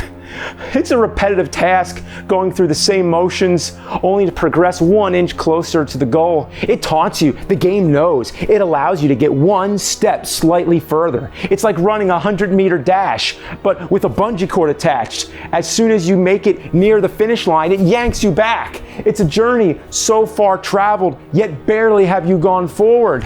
However, if you do make it to the end by some miracle, you have to face a dragon. That's right, it always ends with the dragon. So with this dragon, you're powerless to fight him. You can only use defensive maneuvers. So what you need to do here is dodge 6 of the fire breaths with 6 blink spells. Now you only have 6 blink spells, so if you miss 1, then you're done.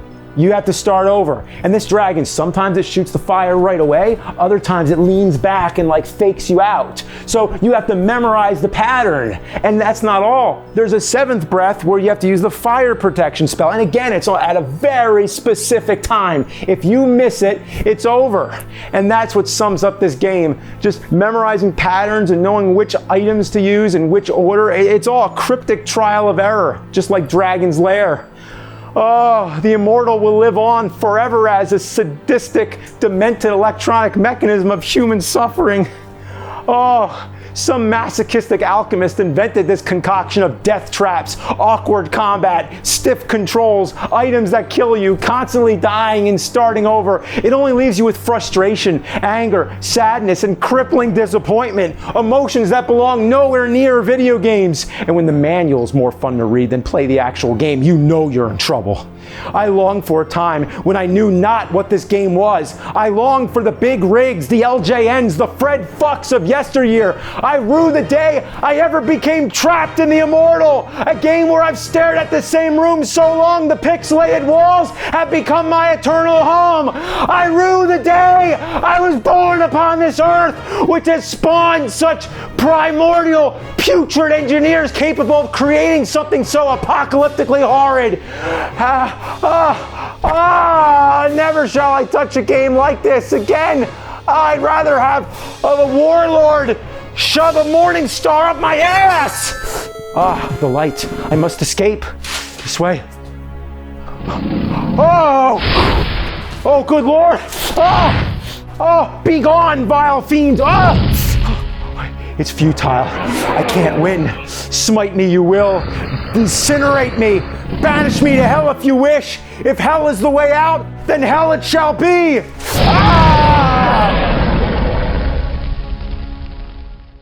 He's the angry video game nerd.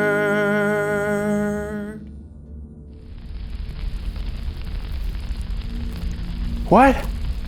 Where am I? Mellow greetings, nerdy wordy. What the hell? Oh, hell is right. Sorry to break it to you, nerd, but you're dead. You're fucked. F-U-K-T. Fucked. Okay, I get it. The dragon in Immortal got me. But why am I dressed so badass? You are one fashionable male. Let me remind you. When you died, you came face to face with the devil.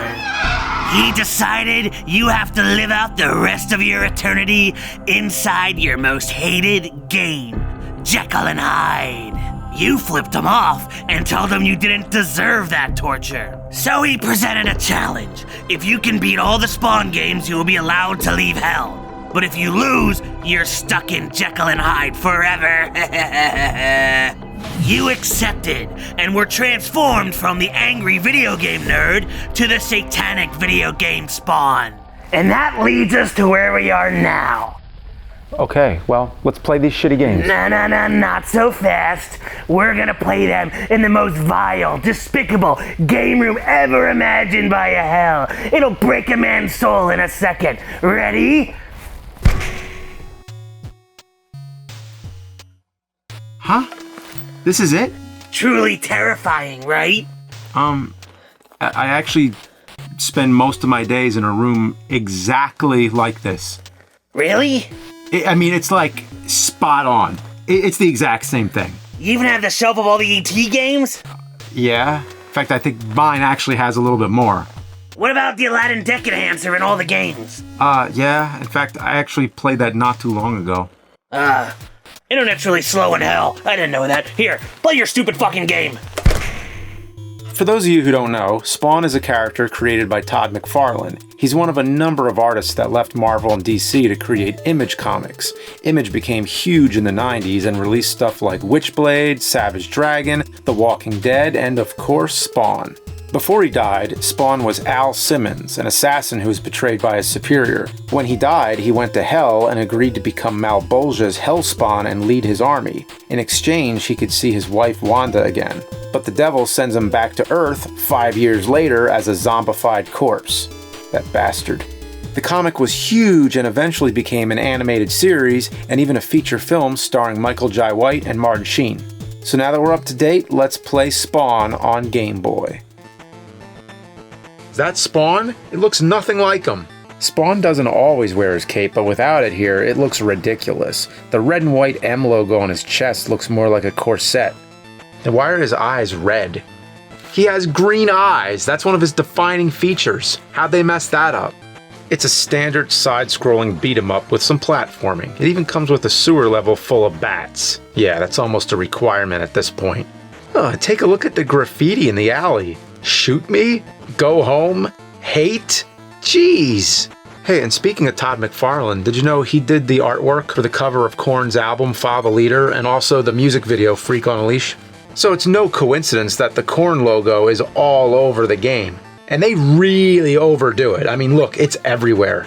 And Spawn is the only superhero I can think of where the power meter in the game is actually based on a power meter from the comics. That was what made Spawn think twice about using his powers. Once it was completely drained, he would have to return to Hell and lead Malbolgia's army.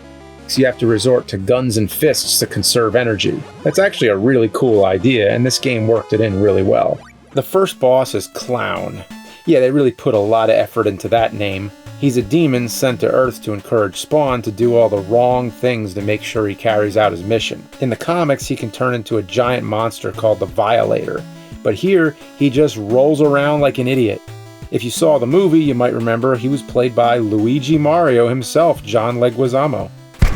That Leguizamo guy's a real pest. I never really liked his interpretation of Clown. He's all gross and creepy, not beautiful and sexy like moi. If this review ends with you rolling around the room, I'm gonna be disappointed.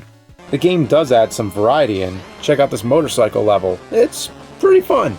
Oh, Billy Kincaid. Oh, he's a sick, twisted ice cream truck driver who likes to kill kids.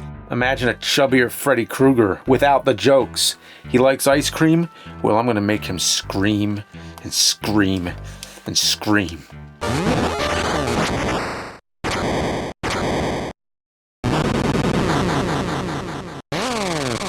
You know what? This game, it's not a complete steaming pile of goat shit, so that's more than I could say for most games, so yeah, not a bad start here. The last level is a satellite station run by Heaven. Yeah, that's a Spawn thing. After killing a bunch of enemies, you have to fight the final boss, the Redeemer, also known as Anti-Spawn. He's pretty tough, but nothing I can't handle. Yeah! Alright, I beat it. One game down. Wait, I was playing on easy that whole time? And I have to play it all over again? Oh, hey, nerd. I'm just in the neighborhood checking out how you're doing. Oh, looks like you played the wrong game mode. You gotta start over. Listen to this. I got some level skip codes right here with your name on them.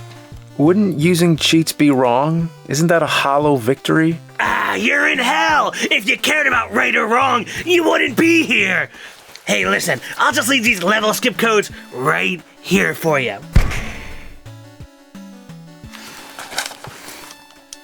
So I skipped ahead and landed in Hell. Spawn looks a little better now that he has his cape, but Hell looks pretty generic. Skulls, demons, rivers of blood, and velociraptor fossils. What could a velociraptor have done to end up in Hell? Clown shows up again as Violator. It's a lot cooler than his first boss fight. After him, you take on the devil himself, Malbolgia. Oh, he just tossed some other hell spawns onto his belly and he dies? That's it. How lame is that shit?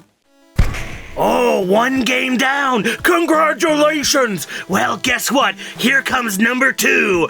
Todd McFartland's Spawn for the Super Nofrendo. But it's Super Nintendo. It can't be that bad. Okay, the opening cinematic is pretty cool. Oh wow, actually, this looks awesome. The music is badass, too.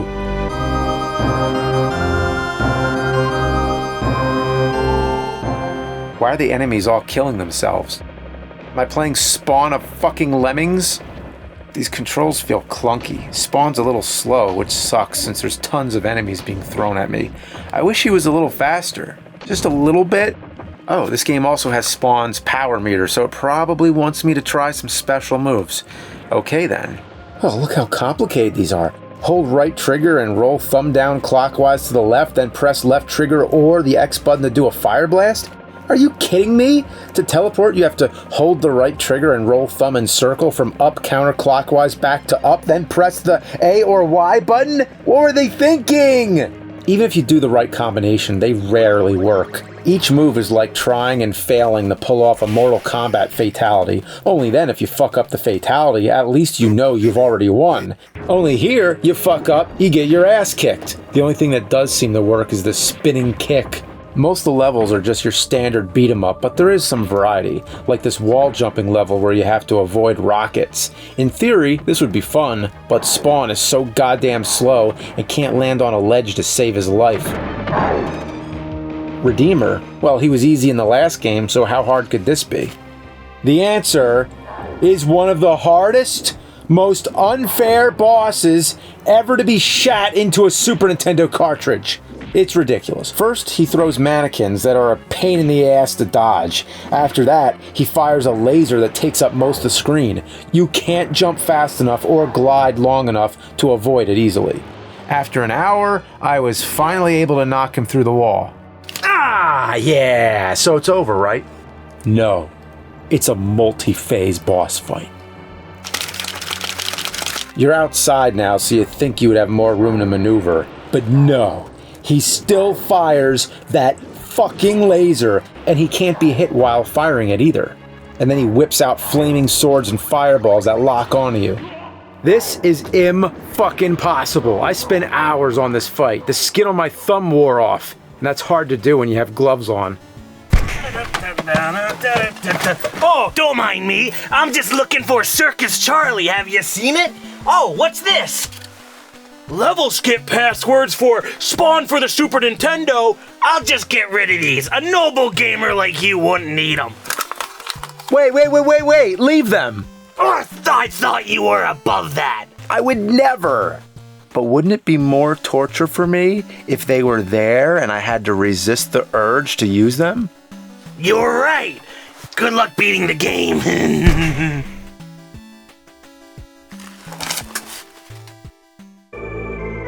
There's these weird tubes I can jump into in hell. I'll just pick a random one and see what's down there.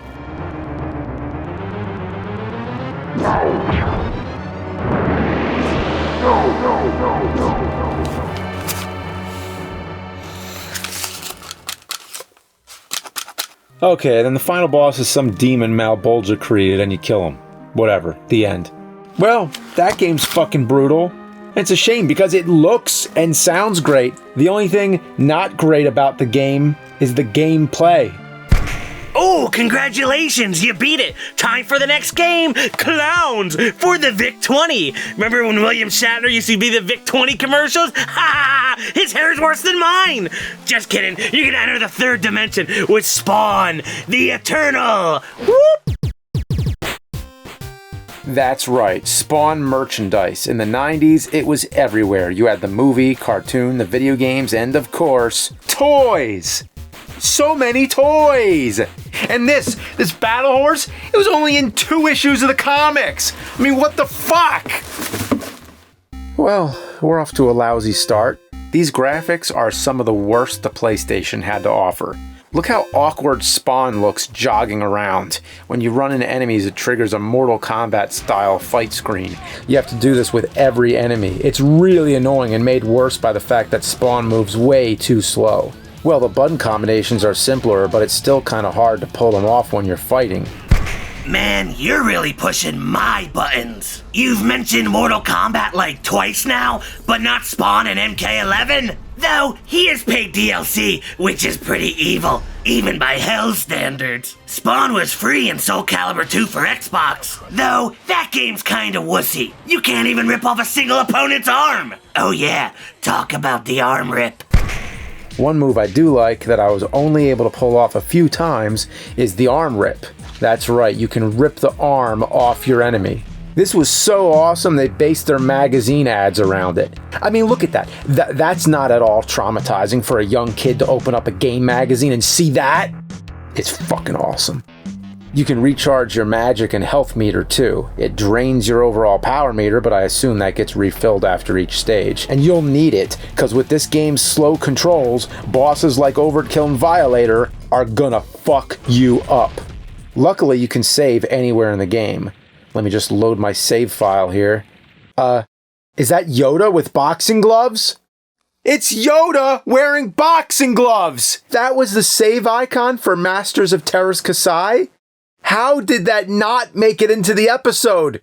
Ah, I got him, and with only one bit of power left. That was close. You have done well, Osman. The souls of your victims will provide much needed sustenance for the ranks of my army. You have proven to be a most valuable soul. Well, I hope that wasn't important, because I couldn't understand a fuck of it. What? They don't recharge your power meter? How the hell am I supposed to beat this thing? Oh, hey, nerd. Enough with this guy. Having some trouble? I'll tell you what, I'll trade you these cheat codes for that Spawn battle horse. Oh wait, never mind. You're above cheating, aren't ya? Shut up! Shut up! Just give me the codes and get out of here. Here you go, nerd. Thanks a lot. Giddy up! Yeah, I'm cheating to win.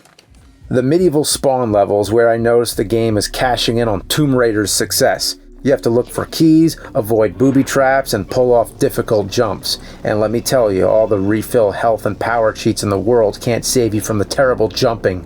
There's this one jump that I just can't get. I keep falling into lava over and over again.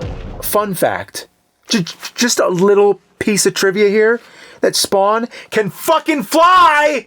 This is ungodly boring. I'm now a caveman Spawn, and it's the same old shit. Slow fights, bullshit puzzles, shitty jumping, and terrible graphics. I feel like I'm in hell, and haven't even gotten to hell yet in the game.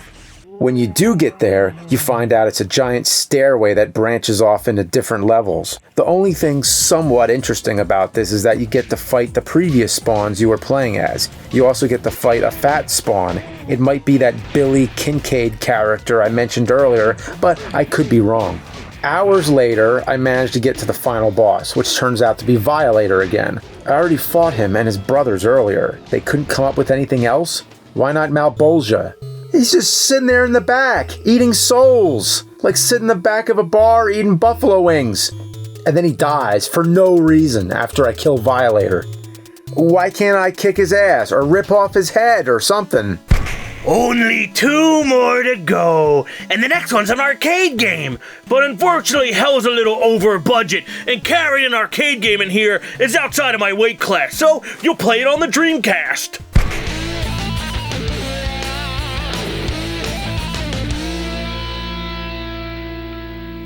This game is very different from the others. Judging by the huge selection of Spawn characters you can play as, I'm guessing this is supposed to be more of a multiplayer game. But the boss battle mode is focused on one player, so let's do that.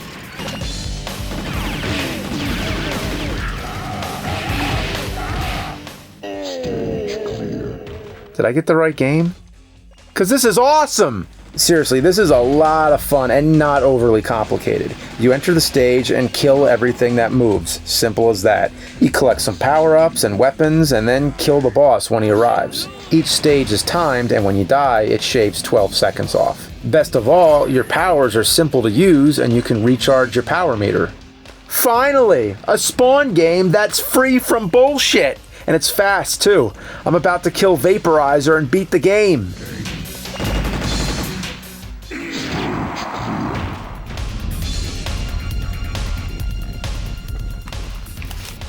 What? I gotta beat the game again?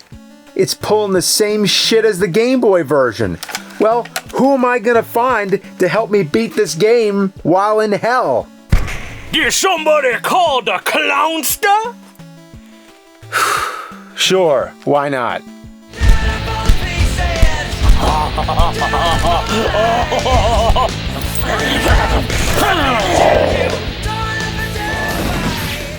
Stage clear. Yes!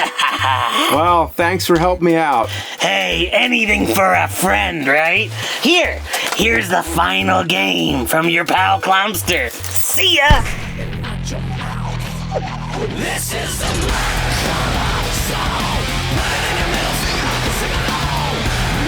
I think we hit the jackpot with this one. It starts with a Marilyn Manson song. Todd McFarlane worked on the story, and they got the best voice they could for Spawn, the animated series version himself, Keith David.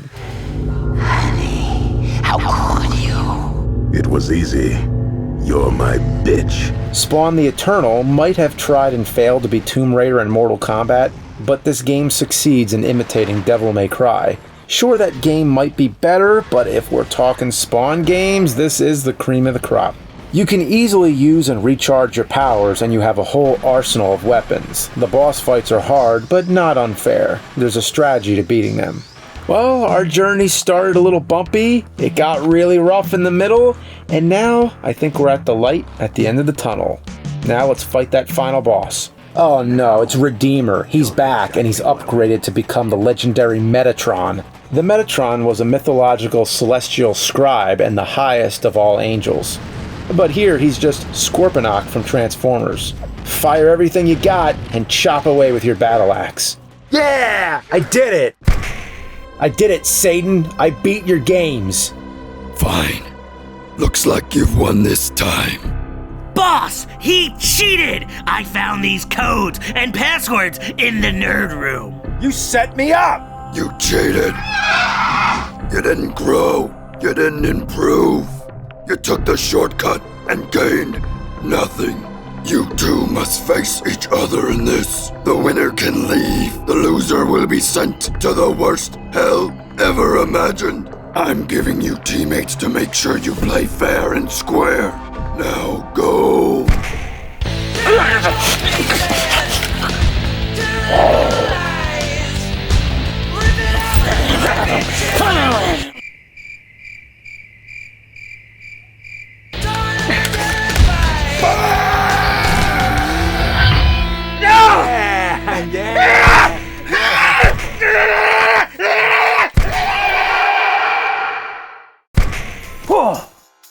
Worst hell imaginable, my fat ass.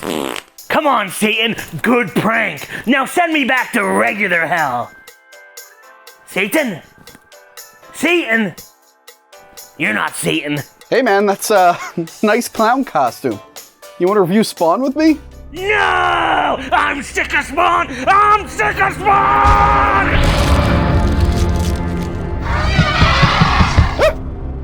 Next time, nerd.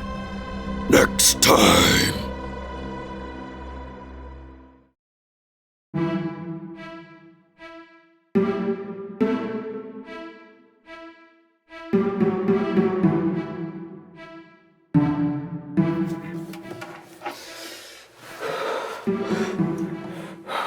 Your cruel and miserable games.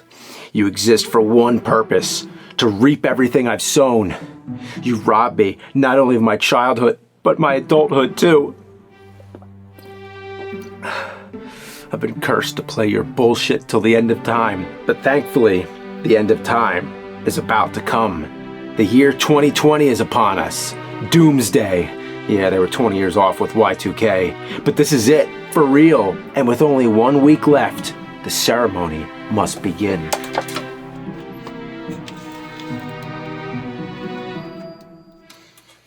You must wear these masks until the midnight of New Year's. They've been carefully selected as caricatures of your true, shitty natures. Your mask represents the solicitor, the one who uses familiar source material to cash in and disrespects the love for the franchise. You don't respond to love. You only respond to what your petty hunger dictates, to things that have value. You're the kind that appraises franchises without seeing their beauty. You're nothing but greed. Your mask is the overzealous coward, the one who has nothing to give but somehow gives too much of it. You're an overflowing garbage can of filth, bloated and packed to the gills with nonsense, bullshit to the highest capacity to hide your incompetent, broken gameplay. And of course, you wear the mask of the heartless Punisher, tricking me with useless weaponry and sucker punch pitfalls at every step. You see humanity as small animals caught in a trap to be tortured. Your pleasure is the giving of pain. From this you feel the same sense of joy one might get from a kiss or an embrace. Shame on you. Shame on all you shitty games. All your cryptic mazes, bad controls, unfair jumps, vomit-inducing graphics, lack of continues, long passwords. I hope you're proud of yourselves. May God, the devil, and whatever else have pity on you. But as for me, I wear the mask of the thing that stalks me at this very moment. You shitty, shitty games.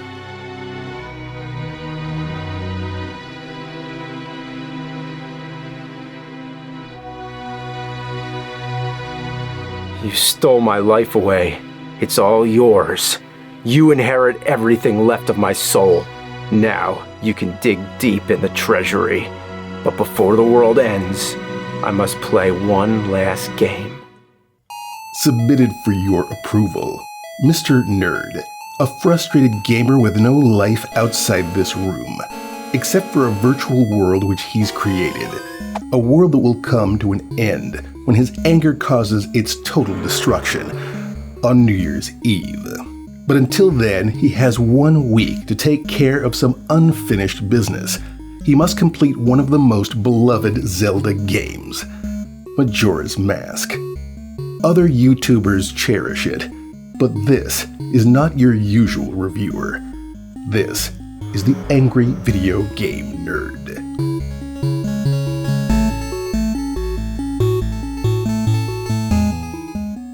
When it comes to fantasy adventure games, I can't think of any franchise that has made as big an impact on me as Zelda. Each installment was a milestone that represented the full capabilities of the console it was released on and the generation of its time.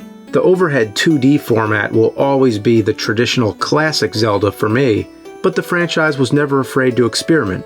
Zelda 2 was a side-scroller, and Ocarina of Time was three-dimensional, even though the 3D format somehow became the standard after that. But anyway, Ocarina was such a big hit, the next thing I knew, a VHS tape came in the mail promoting Majora's Mask. I thought to myself, what? Another Zelda game? Already? Judging by the look of it, it seemed they reused the same 3D engine as Ocarina, which was confirmed, but it also seemed Nintendo was being careful not to copy Ocarina too much, so they reinvented the franchise as we know it. No Ganon, no Triforce, no Hyrule, and no Zelda except for a brief flashback. At that time, I had just burnt myself out finishing Ocarina and moved on to other things, so I sadly missed out on Majora's Mask. But in the 20 years since, I never stopped thinking about that creepy moon. As time went on, I've heard so much enthusiasm for this game. It has a whole community behind it, and some people even say it's the greatest Zelda game ever made. So it's been a bucket list item for me, which I'm finally about to check off the list. First, I have to get out of the way, the Nintendo 64's graphics look like shit, and age like shit too. Those blocky and murky textures, ugh. But hey, what can you do? It's Nintendo 64. You can't blame them, but the pioneering days of 3D graphics don't hold up as well as the 2D games. I mean, look at Link to the Past. In my opinion, that still shines as perfect as ever. Back to Majora. The setting is a doomed world called Termina, which was created from the powers of a dark magical mask, Majora's of course. After the mask was stolen by Skull Kid, it somehow formed Termina, vaguely modeling it after memories of Hyrule and its inhabitants, which is why many characters look the same. But this world is only temporary, as the big scary moon is slowly coming down to crash and kill everyone and everything.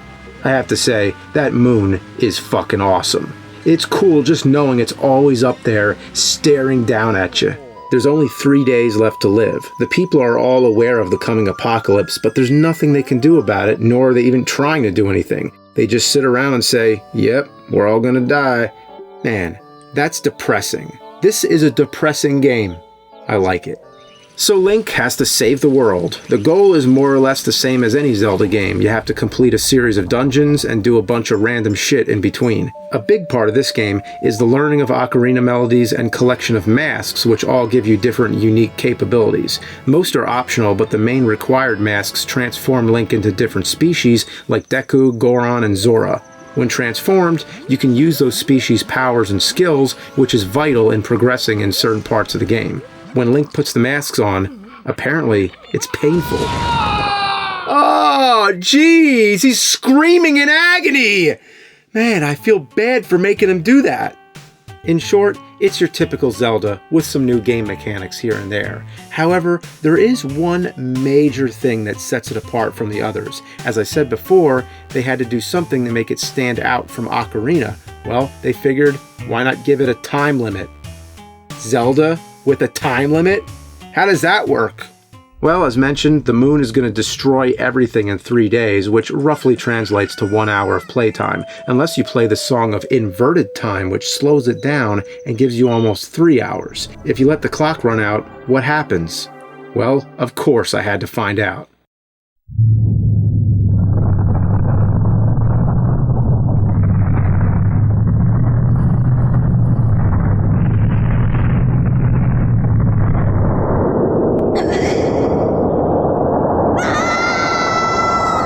Wow. Well, after 20 years, that still looks cool. So, what exactly happens? Well, simply put, game over. Now, of course, you can't complete an entire Zelda game in less than 3 hours. That's where the Song of Time comes in. When you play it, it acts as Link's time machine, sending him back to the dawn of day one. You keep your melodies and masks and any major items you've collected, but the rest of the world resets. The characters you've met all have forgotten, and everything starts up again, as if nothing happened. So Link is basically experiencing the same thing as Bill Murray in Groundhog Day, cursed to relive the same events over and over. No wonder why he acts like there's no consequences. Breaking into people's homes, strutting around like he owns the place, walking away from explosions, getting drunk at the bar, dancing in front of strangers, and igniting a bomb at somebody's front door to get them to come out, like some kind of mischief night prank. What an ass.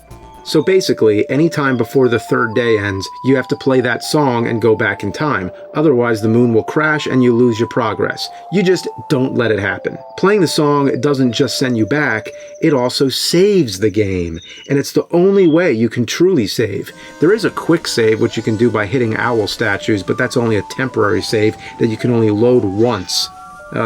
Yeah. So if you want to save and feel good about it, you got to go back in time. Now, I always thought saving was the preservation of progress up until the present time. But here, to save, you got to go back to the beginning. What kind of sense does that make? When you go back, you keep your main items, as mentioned, but all your rupees are gone. Your arrows, gone. Bombs, gone. Sticks, nuts, bottled items, any inventory, it all goes away. Plus any side quests you were working on or people you've interacted with, any items you've unlocked or special events that took place, all that is lost. So saving is something you don't want to do until the 3 days are almost up and you have no other choice. You have to put a lot of thought into what exactly you plan to accomplish before your next save. You wouldn't want to start something on the second or third day and then realize you're out of time and have to do it over again. It's like you have to plan your gameplay sessions within these 3-hour intervals. Many times I had to leave the system on overnight and pray for no power outages. I gotta be honest, I like playing games where you can save anytime you want, like Zelda. Oh man, I can't reference Zelda because I'm playing fucking Zelda! Then there's occasions where you need time to speed up. Certain events only happen during the day or night or at a specific hour or whatever. You can skip forward with the Song of Double Time or a dancing scarecrow. Yeah, a dancing scarecrow. But these methods skip you ahead 6 to 12 hours. You can't just go to whatever hour you want, so you're still gonna wait around a lot. And waiting is something that's never fun, in real life or in games. Look at Link scratching himself. He can't take it anymore. Are you thinking what I'm thinking? What if you're in a dungeon? You know, the main areas in Zelda games where most of the action and puzzle solving takes place. The parts that usually take the most time and the most work. What if you're up to your ass in one of those and the clock runs out? Would the Song of Time preserve your dungeon progress? I don't want to find out. With the Song of Inverted Time slowing it down to 3 hours, that's probably enough. But don't even threaten me with that shit. Just the fact there's a time limit hovering over me makes me nervous as hell and takes all the fun away. It would be like duct taping a bag of diarrhea to the ceiling while you try to get work done. It probably won't fall as long as you make sure the duct tape is secure, but then you stop and think, it actually has no reason to be there. I mean, give me a reason. A time limit in a Zelda game? What were they fucking thinking?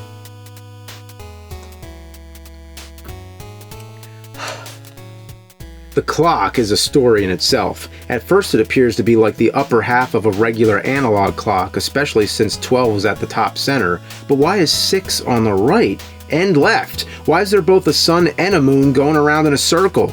My intuitive nature to think it's anything like a regular clock only confused the hell out of myself. From what I was able to make sense of, it runs from 6 a.m. to 6 p.m. and then changes to 6 p.m. to 6 a.m. and so on for each day. The yellow sun is always a minute hand, the red sun is the hour hand, but the red sun changes to a moon at night. Why doesn't the minute hand also change to a moon? Why not just have a regular clock or a simple digital counter?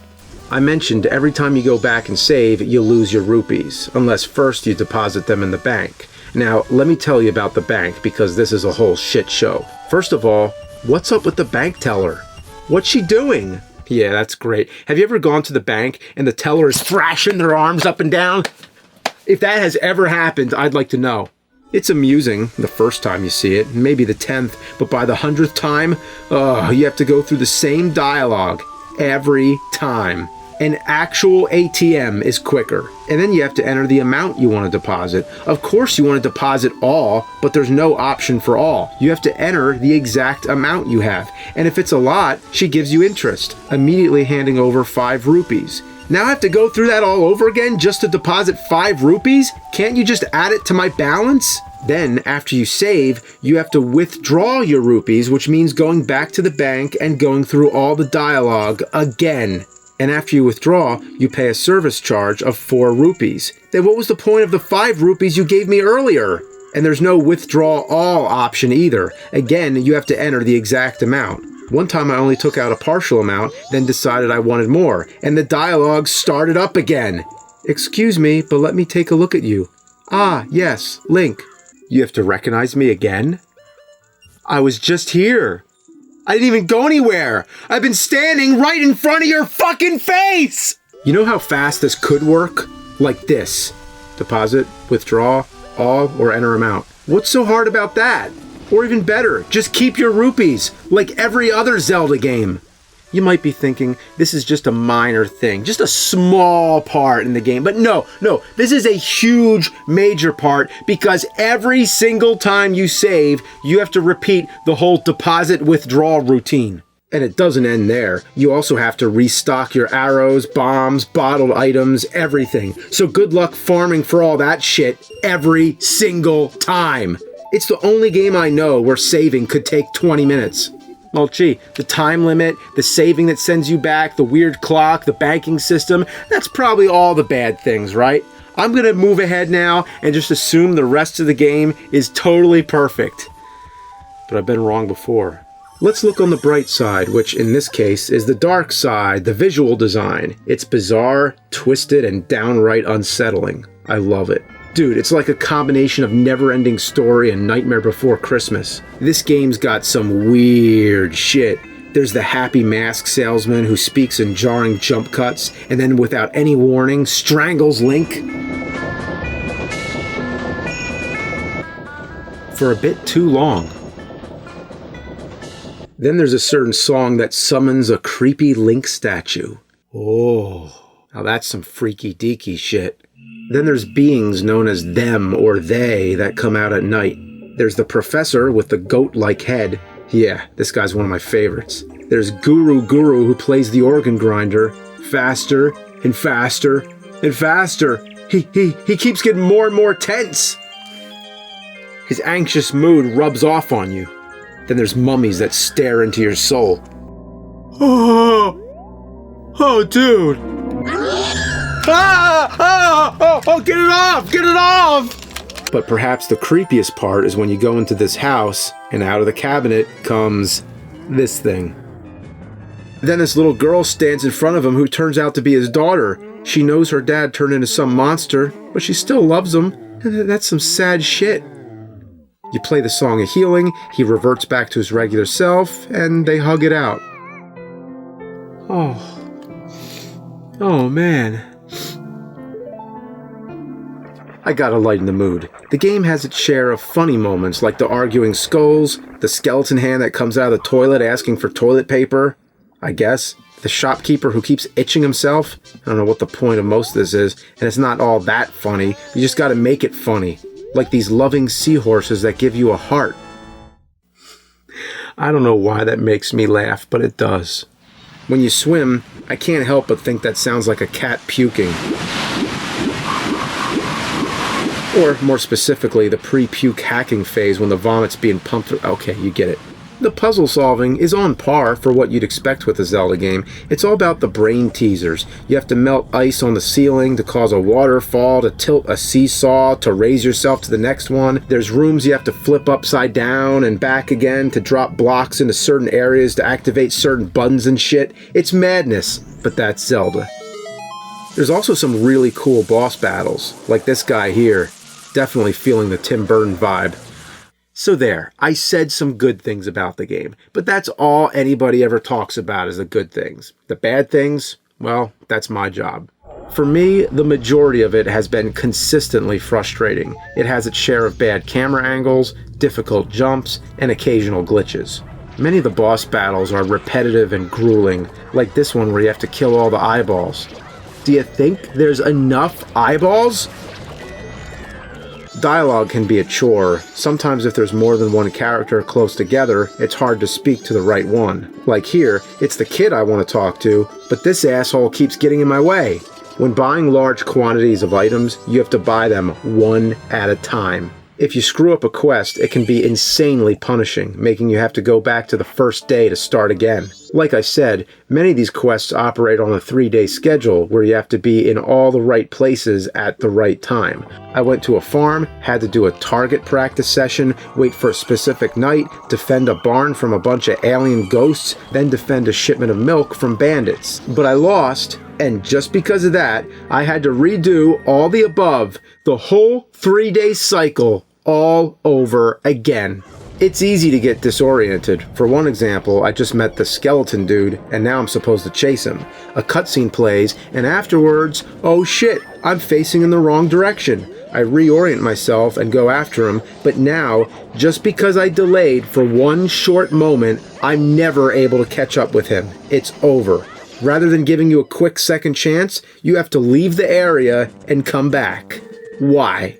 There's a wall with a maze of ladders that are invisible. You have to use the lens of truth just to see them, and then still you have to pick the right path. Every second they're visible, you're depleting your magic meter. I had just barely enough to find my way to the top. Look at this. Now that's an image. All I'm trying to do is get a treasure, and there's a black cloud over my head. Literally. Speaking of overhead...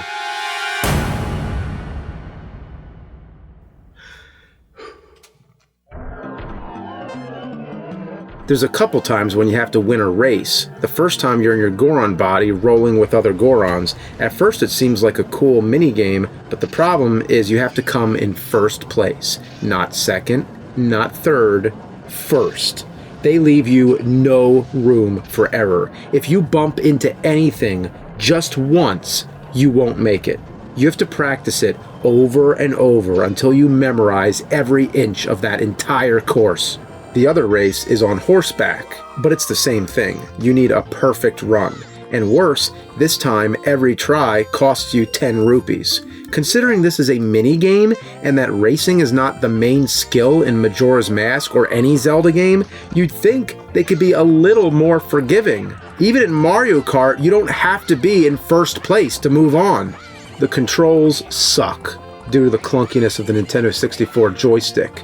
I give it some slack here because they hadn't yet perfected the feel of 3D games. But just try Breath of the Wild and then go back to this and you'll realize how far we've come.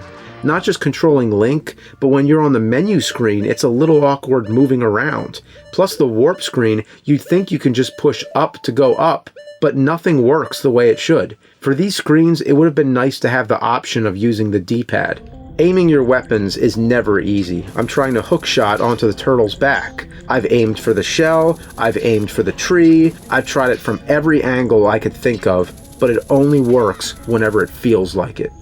There's many areas where you have to shoot ice arrows into the water to create glaciers to hop on, but sometimes it just doesn't work. There's no clear reason. Come on! Come on! What the fuck? I've heard in the 3DS version, the water sparkles to show you exactly where to shoot. I imagine the controls are a lot smoother on the 3DS too, and I think that's a great idea to re-release a game and fix up the flaws. But that doesn't erase the past, which is where I take you. So yeah, I would have probably had a better time with the 3DS version, but for historical sake, I gotta do the original. Anyway, now try shooting arrows through a flame to light a torch a mile away while standing on a spinning fucking platform. Here I'm trying to climb on the red pipe. Anytime you have to walk on a narrow path, it turns into a balancing act. All I'm trying to do is keep the joystick straight. Why is this so hard? Whoa, whoa, whoa, whoa, whoa, whoa! Fuck. Fuck. Keep it steady, keep it steady. Oh my god, I'm stuck, I'm stuck! Whoa, whoa, whoa, whoa, whoa, whoa, whoa, whoa, whoa. Made it. This part, you gotta do the Goron roll on the bridge, hit the ramp, and jump across. But each time I veer slightly to the side and fall down. And then you have to go all the way back and climb a ladder just to get to the starting point again. Alright, here we go. Oh, oh, oh! Fuck! It's like bowling a gutter ball. You're so mad you want to try again immediately, but you gotta wait your turn. Go. Go. Go! Yeah! Fuck! I bounced back! How about jumping on invisible platforms that are slippery with ice and getting knocked back by spiders? Yeah, that's real fun. There's a part where you have to enter a cave, but it's blocked by a giant boulder. The goal is to blow it up using an explosive barrel that you get from a big Goron. As soon as he gives you the barrel, time starts ticking down. You have to hurry and carry it over to the cave before it explodes. Right off the bat, they put all these ramps in front of you. You can't carry it while walking up the ramps, so you have to repeatedly throw the barrel and pick it up again. And again. And again. Then you have to find the cave as fast as humanly possible. Like everything, they give you just enough time for a perfect run. If you get a little bit lost along the way, or you don't take the most direct path, or bump into something, or drop the barrel for one moment, you're done. Just give up. Just want to get over the bridge. Get out of my way! Ah, you fucking wolf! Pick it up, pick it up! Get the barrel! Get the barrel! Fuck! Here we go. Here we go. I can see the cave. I can see the cave. Gonna make it. Gonna make it. Ah! Oh, pick it up. Pick it up. Fuck! Finally, I'm gonna do it. I just did a perfect run. Plenty of time left. But it's about to change from night to day. That's kind of distracting, but no worries, right? Alright, put the barrel right in front of the boulder. We're set. It's there. It's there. Now all I gotta do is sit back and wait for the explosion. Alright. Dawn a second day. Alright. Where's the barrel? Where is the fucking barrel? You're gonna take the barrel? Just because the day changed? That's worse than Simon's Quest. Imagine if in Simon's Quest, every time it changes, it restarts whatever task you're working on. Fuck you, fuck you, fuck you, fuck you, fuck you, fuck you, fuck you! You know what? Fuck this game. Yeah, I said it. Now, did I want to rip apart Majora's Mask? No. But the game drew first blood, not me.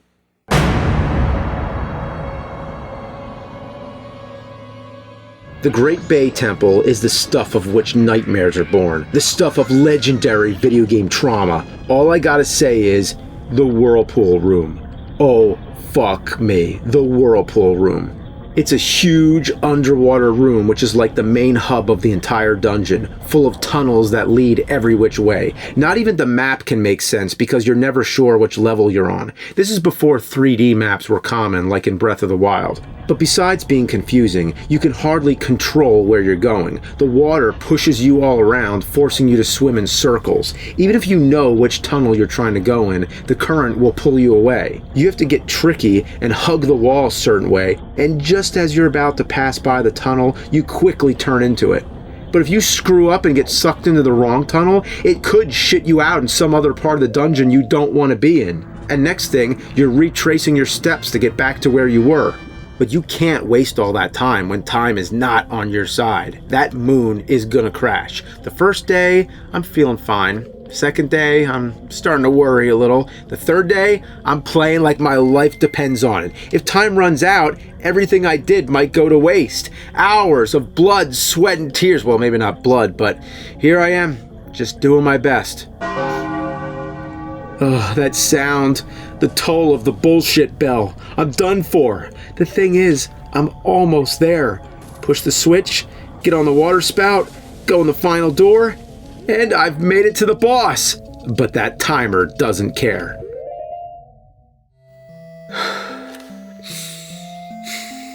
Give me a minute. 6 minutes. 6 minutes. I don't think that's enough time. It might be. But I don't want to play the ocarina now because I'm not sure exactly what that does. So, these bosses, you can't be under a rush. You have to have patience so that you can watch the boss, learn their weak spot, find their patterns. But the way things are right now, I don't think this is happening. And if it does, it's going to be the last possible second. And then what if I have to bail out, use the ocarina, but I get knocked into the water and I can't use the ocarina or something? So I need to make a decision here.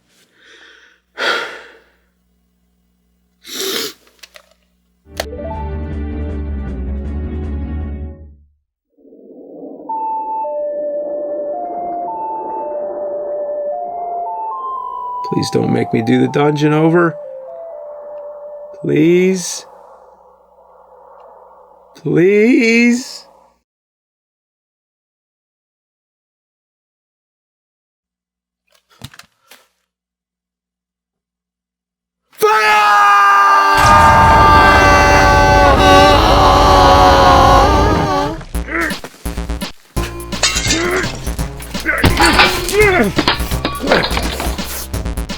I have to do the entire dungeon all over again.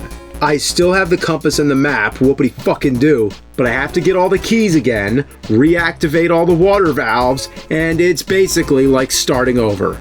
Ooh, I haven't felt this kind of rage in a long time. I can feel the diarrhea flowing through my veins. Oh, even with Jekyll and Hyde, I didn't have to play that shit for a solid week. Picking up the controller and starting this game is like a sentence. You're sentencing yourself to a punishment, and everybody else loves it. Well, I thought I loved shit. Majora's Mask? More like major ass! Alright, let's beat the fuck out of this game.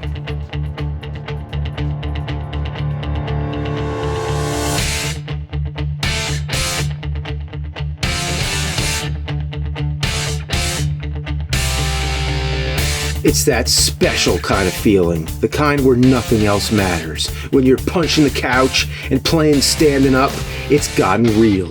You want to show that game what the fuck you're made of.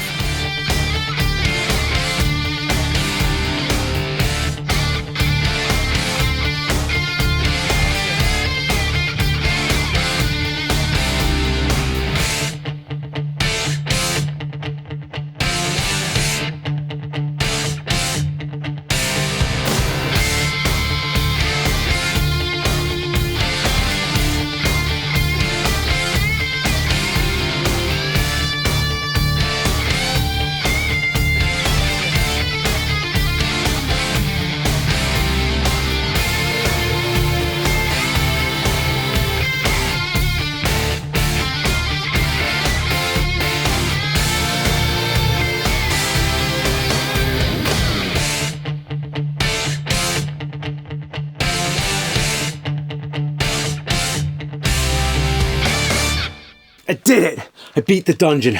Only one left. Alright, last dungeon. Last dungeon. Here we go!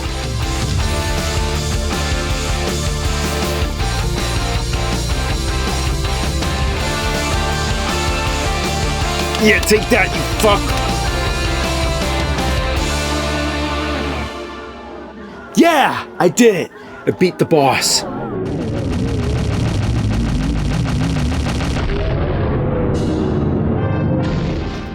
Pick up the boss remains. Oh, hang on, I gotta get the heart container too. I can still get that heart, right? Now I gotta watch the cutscene. Please let that heart still be there. Please. How do I get the heart now? So I looked it up. You can get the heart still. Oh yeah. If you beat the boss again. Oh, so you have to pick up the heart container before you pick up the boss remains. I know there's a specific order. Now you might think I'm the one who fucked up, but that shouldn't be possible. The boss remains were in front of the heart, so naturally that's what I touched first. Jeez! Have a heart!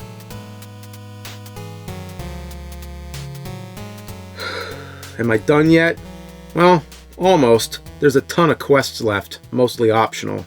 I did one that had me running around, delivering letters and waiting for people to show up in different places all throughout the 3-day cycle. The final part, you have to wait in a hotel room until there's only 1 minute and 30 seconds left on the timer. Needless to say, my nerves were skyrocketing again. But what happened here was perhaps one of the most solemn, doomy, and emotionally heart-wrenching scenes in the whole game. Or any game. These people are all sitting around waiting for the world to end.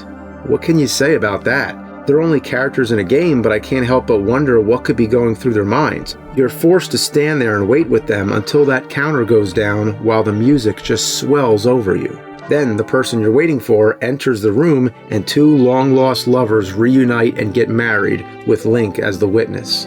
And with that resolved, they tell Link to take refuge as they both wait there, ready to die together at last.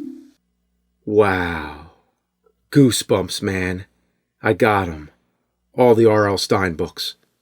Then you encounter Skull Kid, play a melody, and summon 4 giants that come marching to hold the moon. It's like Atlas of Greek mythology holding up the heavens.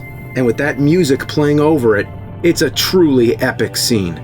Then you ascend up into the moon, which doesn't look like a moon at all. Instead, it's a grassy field with a tree and a bunch of kids running around with masks. There's something really eerie about this. It's like a scene out of The Wicker Man.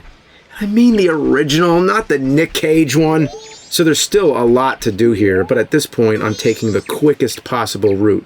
I talk to the kid who's wearing Majora's mask. He warns me I only have weak masks. And I'm aware I haven't fully powered my sword, or gotten the Fierce Deity mask, or any of the things that are supposed to make the game a hell of a lot easier. Not to mention that heart they didn't let me get. But you know what? I'm going forward anyway. 'Cause fuck it.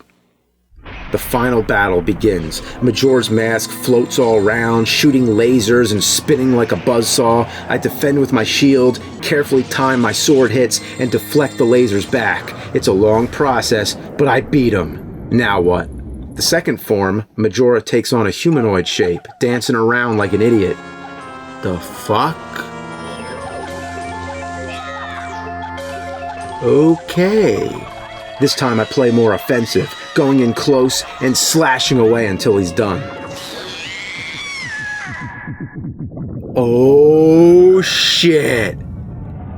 This is where it starts, doesn't it? His third form doesn't mess around. He has these long whips that have such a great range, even if you stand on the far opposite side of the room, you can still get hit.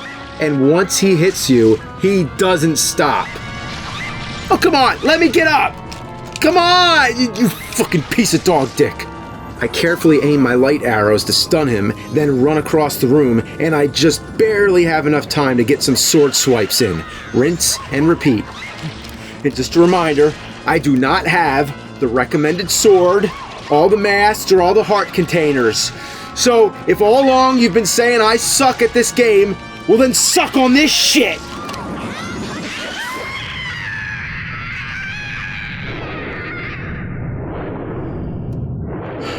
I beat him.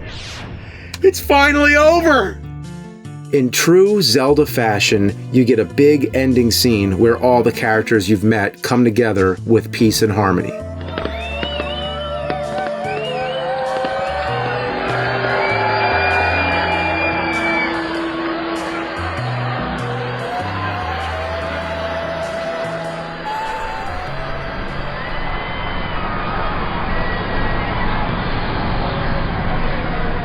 Is the world really going to end just because I have a distaste for Majora's Mask?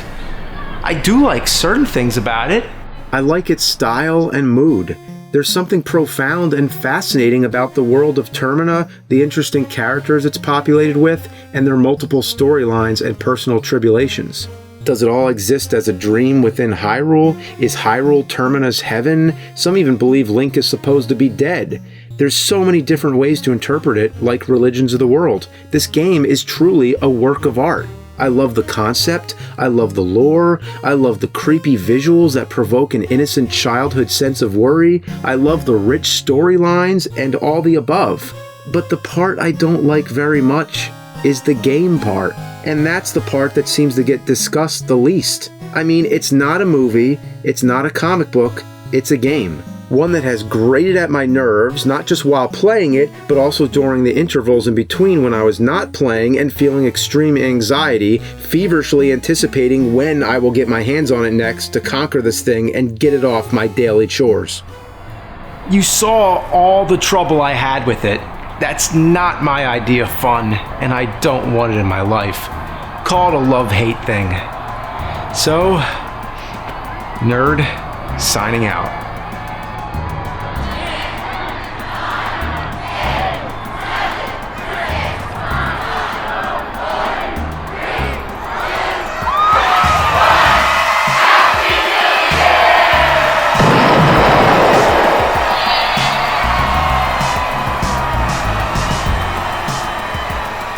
We're still here. The world didn't end.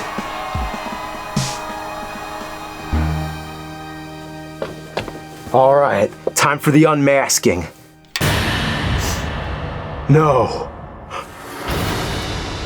No. No. No. Mr. Nerd, forever stuck in the world that exists in his mind. A world he cannot end, perpetually surrounding himself with games he hates yet cannot stop playing. Tonight's tale of the macabre, masochists, and Majora's Mask on the Angry Video Game Nerd.